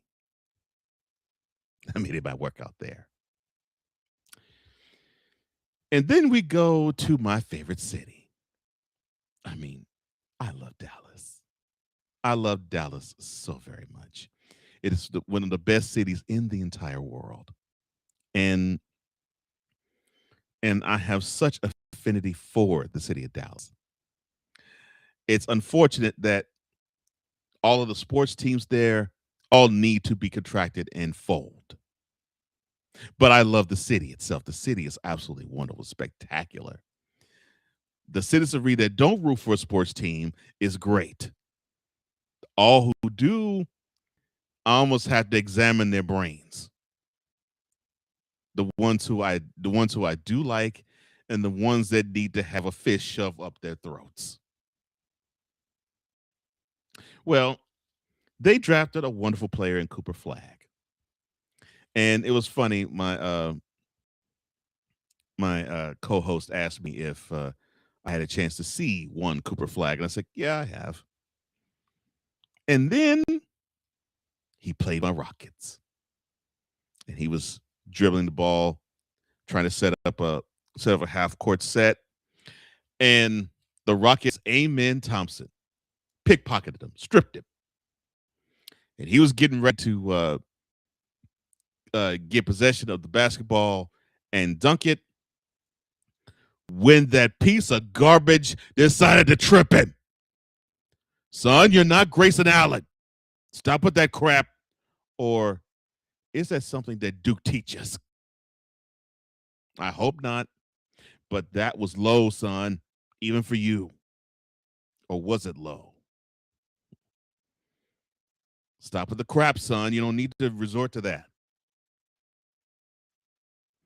Anyway, enough of that. So I lied. There's going to be a graphic. There was something that my co-host said about me on another show this past Wednesday. And I'll admit, I thoroughly enjoy sharing the things I love and the passions I have with the Lord. I love it. And so I was told that that's what I got for praying for something to happen. And then yesterday happened. And what was that?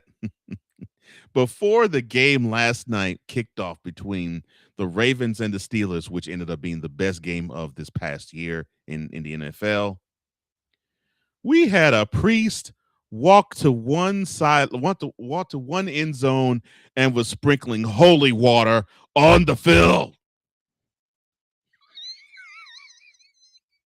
Holy water. Oh my gosh. I mean, it don't get no roller.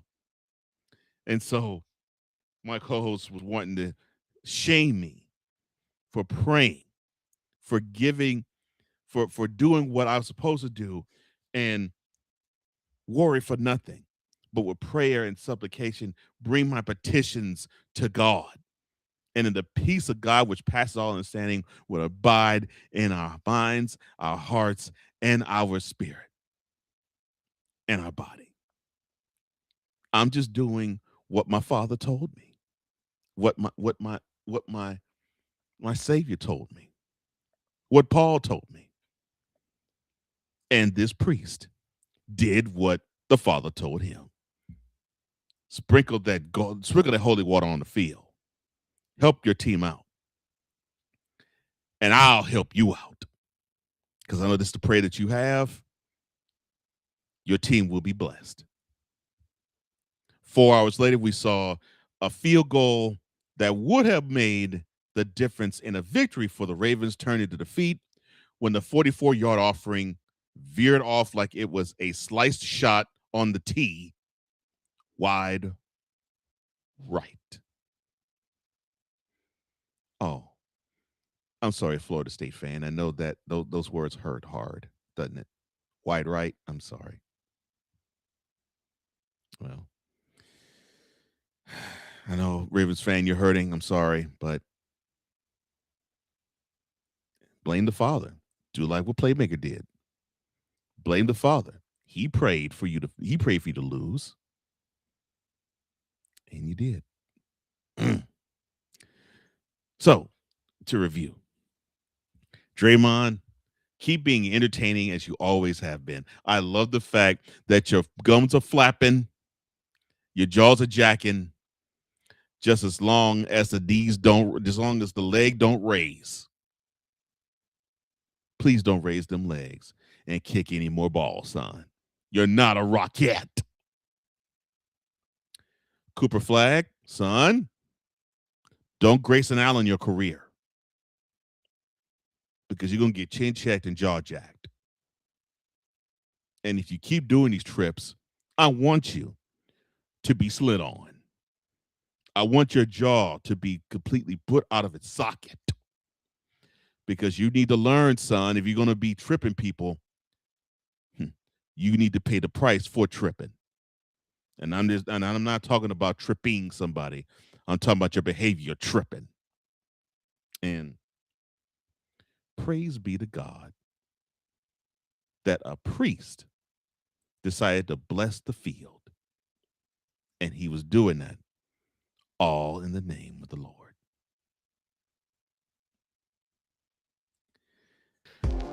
This goes to the best woman player in the world. You're talking about the word integrity? Because they don't have any. You ain't got no balls, do you? WNBA owners, you ain't got no balls, do you? Really? Really? So we should just tip our cups, throw through ice cubes in a small glass and just tip the brown liquor. Talk about compromising, because they'll be compromised doing it. It's on. It's the utter blasphemy. I'm sorry, my bad. Professionalism.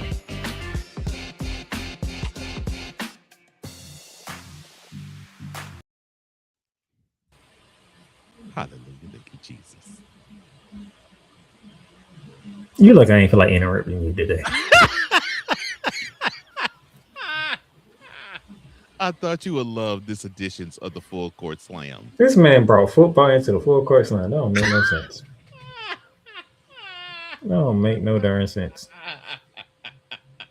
All because what happened on a football show. You want to bring it to a basketball show. Make it make sense. Your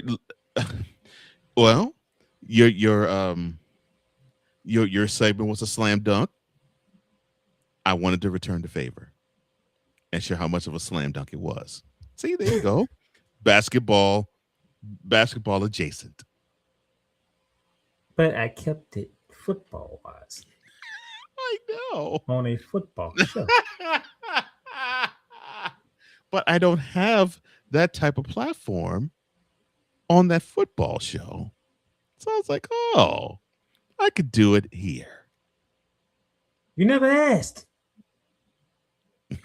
I didn't ask for this. And you do got a segment on that show. But I got to crap on the NCAA to do it. Which I don't mind doing. You enjoy doing it more than anything. So I couldn't bring it up with air. You greedy. Why are you gonna let a father sprinkle holy water on the field on an NFL field? So I can't do that. I can't do that on Band on the Gridiron. Still, you brought it to a basketball show. A basketball show. I thought you would love that, and you did. Instead of you just waiting the Wednesday to retort. Oh, I haven't retorted yet. I just want to retort from that end. This could have kept everything football. You brought the basketball show. I'm like, make it make sense. What did this have to do with basketball? I did have it make sense. And remember the very first one of these full court slams, one of the topics was football related? That was because you were just mad. That's what that was. So you were just mad. You just had to get it out. True. So I thought, so I have done something where it was not basketball. Cool. Okay, well then I will bring that in here. And it worked. Beautiful vision, isn't it? Beautiful visual, isn't it? I mean, it worked.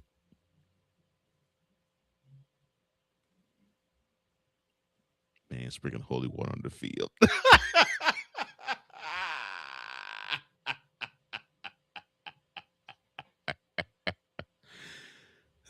Victor Lock, VLock 83 or Vicala.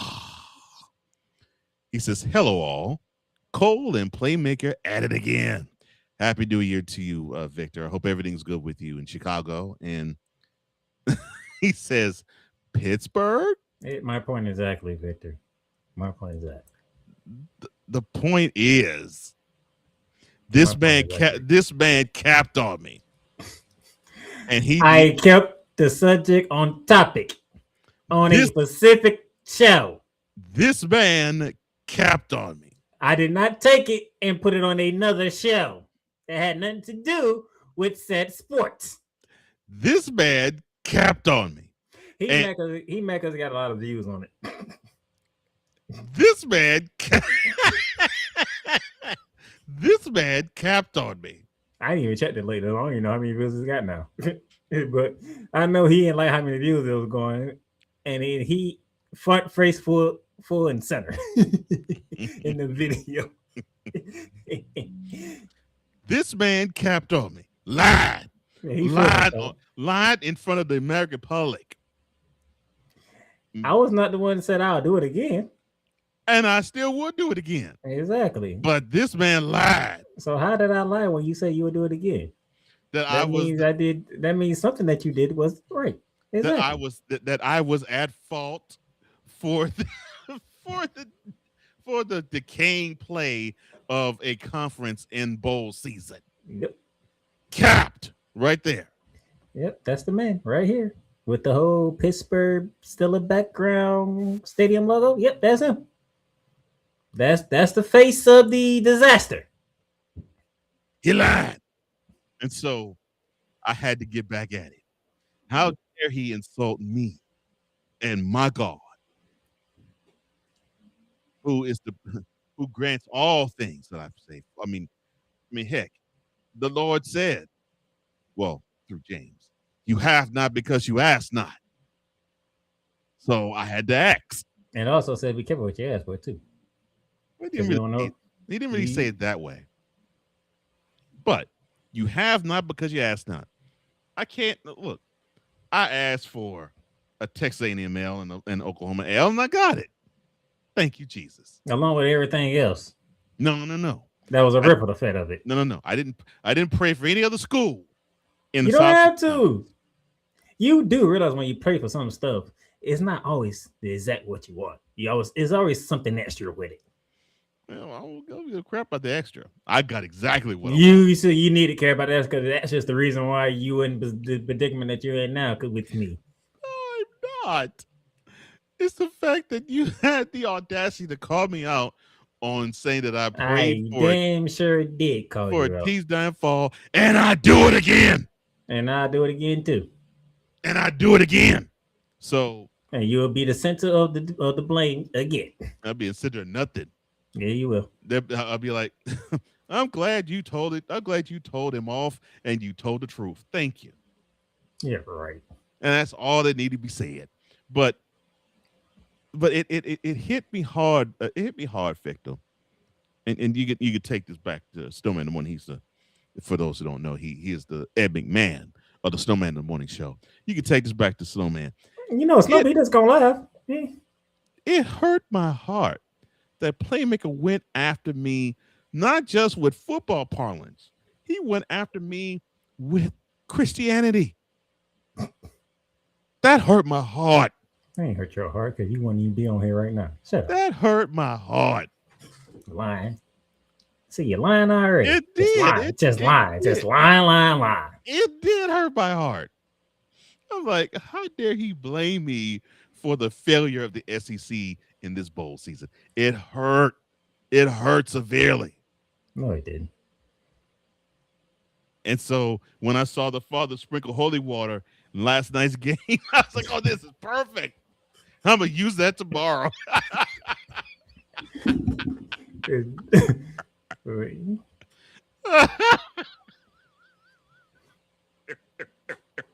And it got the desired effect that I wanted. Miss field goal. Ain't that something? Yes, and then at that same side of the field, a missed field goal that looked like it was a putt that got sliced. I'm like, wow.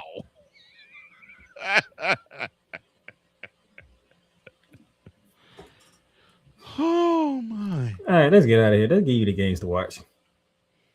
I love you all. Since he wants to cry. It did hurt my heart. No. Since he wants to cry about another show on a different show that had nothing to do with that other show. Oh, I'm gonna get you back on that show too. I don't think you're gonna be able to get me back on that show. I don't know what it is. I think I was able to one up you on that one. Oh my gosh. He called me out. I'm gonna get him for that. Games to watch tonight with the men's side. Number 10, Nebraska is ranked number 10. I mean, they beat Michigan State. Nebraska is ranked number 10 in basketball. And they ain't ranked close to that in football. And they'll be taking on Ohio State, 6:30 in 30 minutes on FS1. And after that game, speaking of Michigan State, they host USC at 8:30. That's your games tonight. Tomorrow. Didn't I tell you that I had them rankings, the updated rankings for you? So what's the first game on the docket for tomorrow? Let me see. You got number 18th ranked Georgia versus Florida. Versus Florida. Playmaker, you forgot the ranking that Florida is. They ain't ranked. Oh, I'm so sorry. Playmaker. From the bottom of my heart, I'm so very sorry. Set your lying ass up.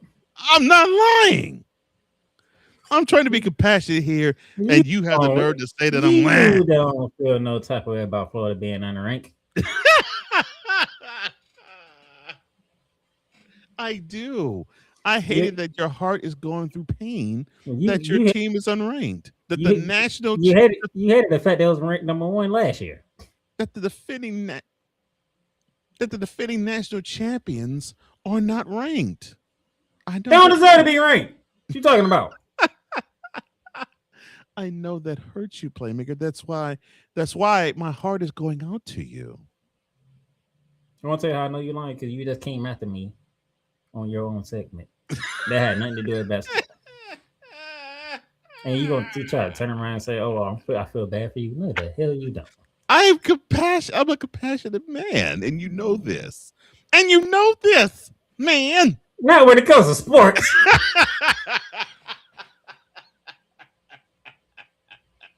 Life, yes. Sports, you can give craps.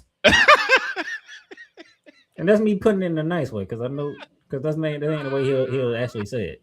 Oh my gosh. And I agree with Victor. This is what you doing right now. 1, 2, 3, tap. 1, 2, 3, tap. Thank you, Victor. Oh my gosh, that is beautiful. Lying. Literally lying to the American people. 1, 2, 3, cap. 1, 2, 3, cap. 1, 2, 3, cap. Yeah, and that Georgia-Florida game 7 p.m. on the SEC network. But I'm ESPN. ESPN, Big Monday. 6th ranked Duke Blue Devils taking on a 20th ranked Louisville Cardinals 7 p.m. Don't be tripping people, Duke. Peacock, St. John's and Butler. Who ever thought a St. John's and Butler game would be on national TV or national streaming? So I say. I guess you got to thank UConn for put the Big East back on the map. That's crazy. 19 ranked Iowa, they'll be visiting Minnesota 8 p.m. on the Big Ten Network. So we did talk about one school that I am familiar with being unranked, and there's another school that I am familiar with, Mr. Johnson, that happens to be ranked. And this I know is near and dear to your heart. That would be UCF or Central Florida. They are ranked 25th. They'll be traveling to Stillwater to play Oklahoma State. ESPN Plus will have the tip-off 8 p.m. is when that tip-off will take place. So how do you feel about your faux alma mater being ranked? Nice, but and one is a Cole Johnson. You better beat them Cowboys. We don't like Cowboys over here. That's me or him. Unless they're black Cowboys, then yeah, then I'm good with that. And I don't mean the team, I mean true Cowboys. And that 9 p.m. FS1 tomorrow. The 14 ranked Red Raiders take a trip to Cole Johnson's actual favorite city, H-10, and take on the 7 ranked Cougars of Houston.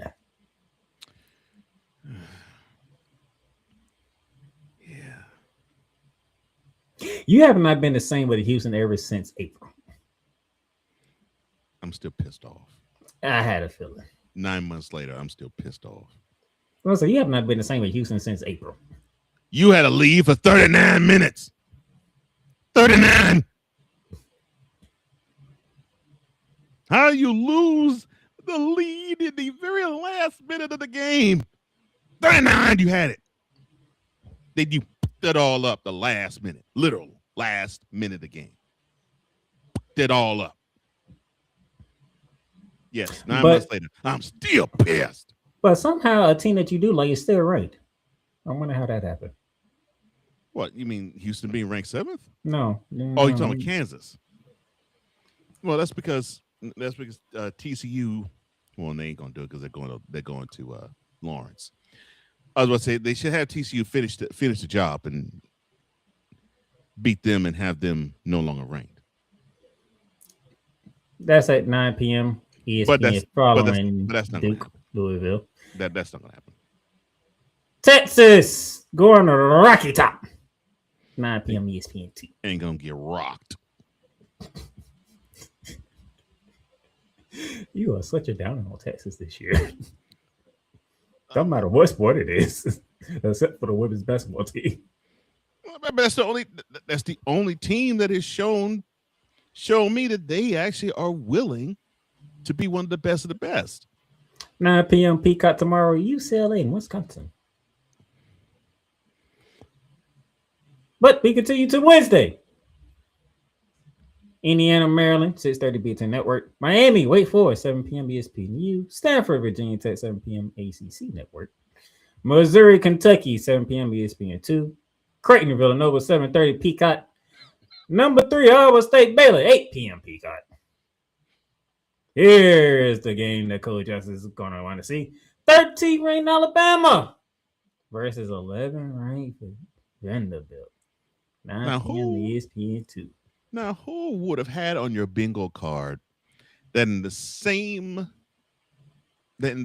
scholastic year, we would have Alabama and Vanderbilt ranked in the top 20 in both football and basketball, and they'll play each other? Who? Yet that hurts your nerves, don't it? Yet it has happened. We saw it 3 months ago on the football field in Tuscaloosa. Now we will see it on the basketball court in Nashville. That gets to you, don't it? Both schools ranked in the top 20 in football and in basketball. And it's not so much of the Alabama thing; it's more of the Vanderbilt thing with Coach Johnson. I mean, look, the doctors, lawyers, and engineers are impressive, I guess. They can do their thing. You just didn't think of it all in 1 year. Yeah, not all in 1 year. No. Yeah, it's all in 1 year. And their sport is baseball. So and we ain't even got the baseball. Right. No, jeez. The 24th ranked SMU come up today. Huge win over North Carolina. Didn't want to say that name.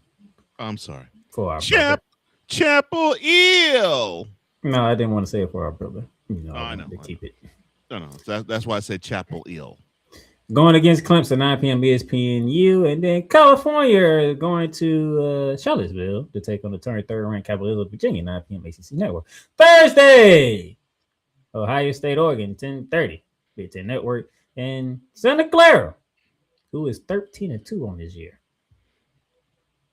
taking on the 7th ranked Gonzaga Bulldogs, 11:30 ESPN2. Wait! I thought we was covering basketball.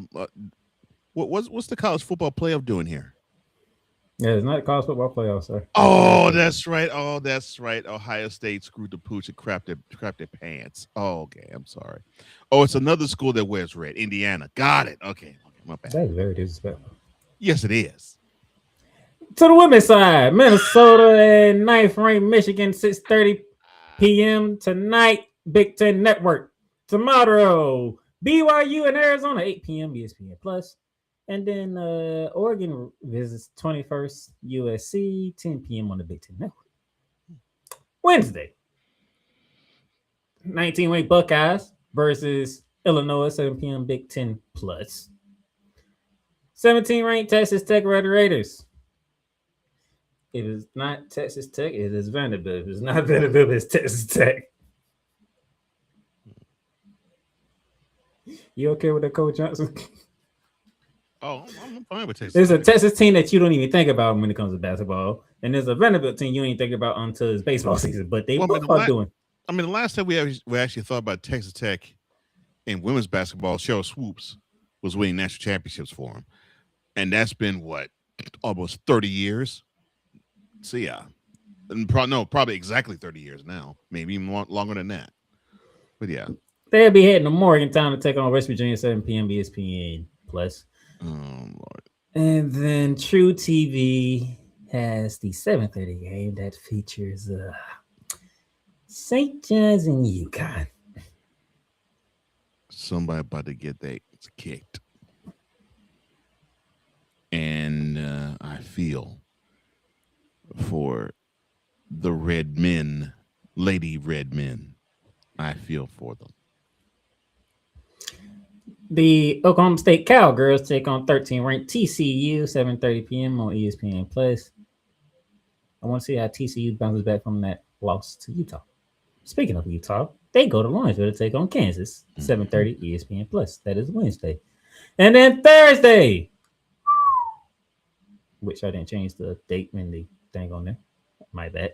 Happy New Year again. Oh, well. Hey, people still saying Happy New Year, so. Yeah, true. But yes, don't adjust your television sets, people. January 8th is what he's talking about. 10th ranked Louisville Cardinals take on Miami, 3 p.m. ACC Extra. Why that game is at 3 p.m.? Who's going to watch that game? That's probably why it's on at 3. Virginia Tech, Syracuse, 6 p.m. ACC Extra. LSU in Georgia, 6:30 SEC Network. 18th ranked Ole Miss taking on 5th ranked Oklahoma. Somebody beat these Lady Sooners. Beat them. Kentucky is visiting Alabama. South Carolina, the 3rd ranked South Carolina, is visiting Arkansas. Missouri taking on 7th ranked Vanderbilt. Lord.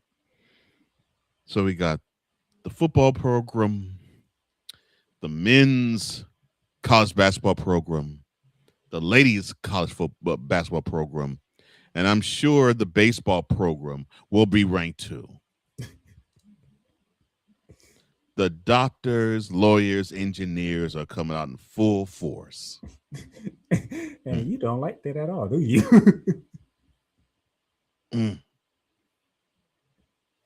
Tennessee ranked 20th is visiting Mississippi State.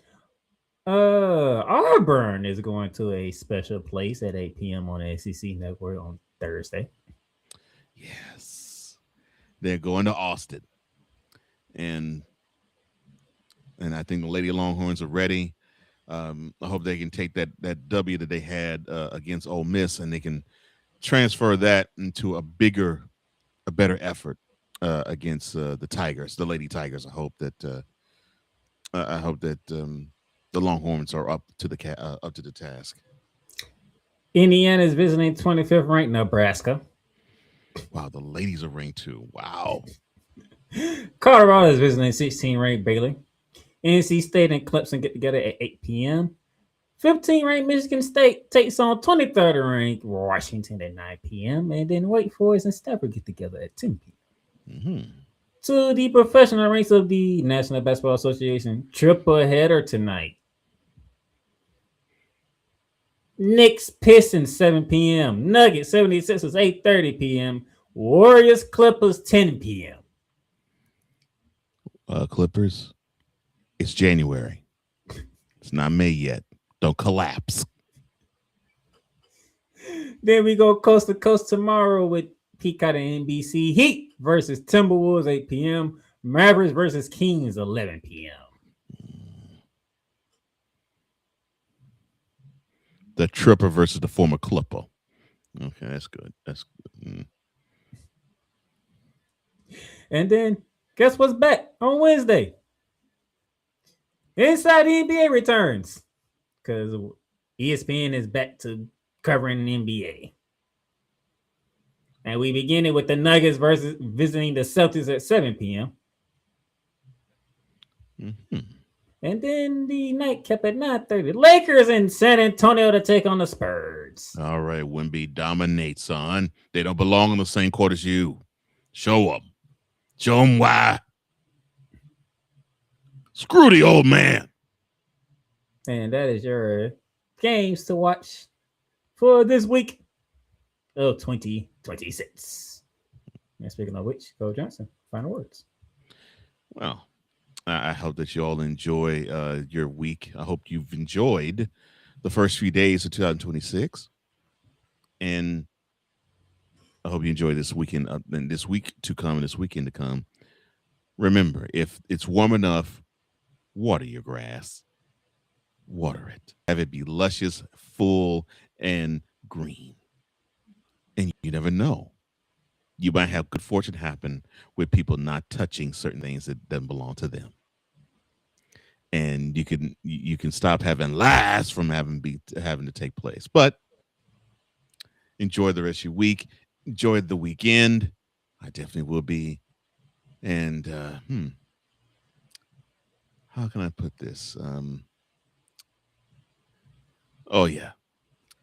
Rockets, do better. And Brownsexuals, no, he still ain't. Close your mouth, dress him, get up, and get out. VLock83 says, oh no, it's the Lakers. Lord, why the Lakers? The Lakers. So for one wonderful partner in crime and in all things broadcast, Playmaker, I'm Cole Johnson, here to say that I hope you enjoy your hoops, no matter if it's the women's, the men's, the college, the pros, or any other variety. Just know that in life, you're supposed to always be shooting lights out. You've done good. You've done great. But you can't stop here. You can't stop now. You gotta keep going. Through all your trials and your tribulations, you gotta keep pushing. Now, finish your campaign. Yeah, gotta get it out the mud, that's the only way to win. Who am I to point the finger like I never ever seen? Been through the ups and downs like the letter N. They don't let you through the door, better kick that bitch again. Cause that's the only way to win. That's the only way to go. Gotta get it out the mud, gotta get it out the floor. Cause that's the only way to go. Let's go.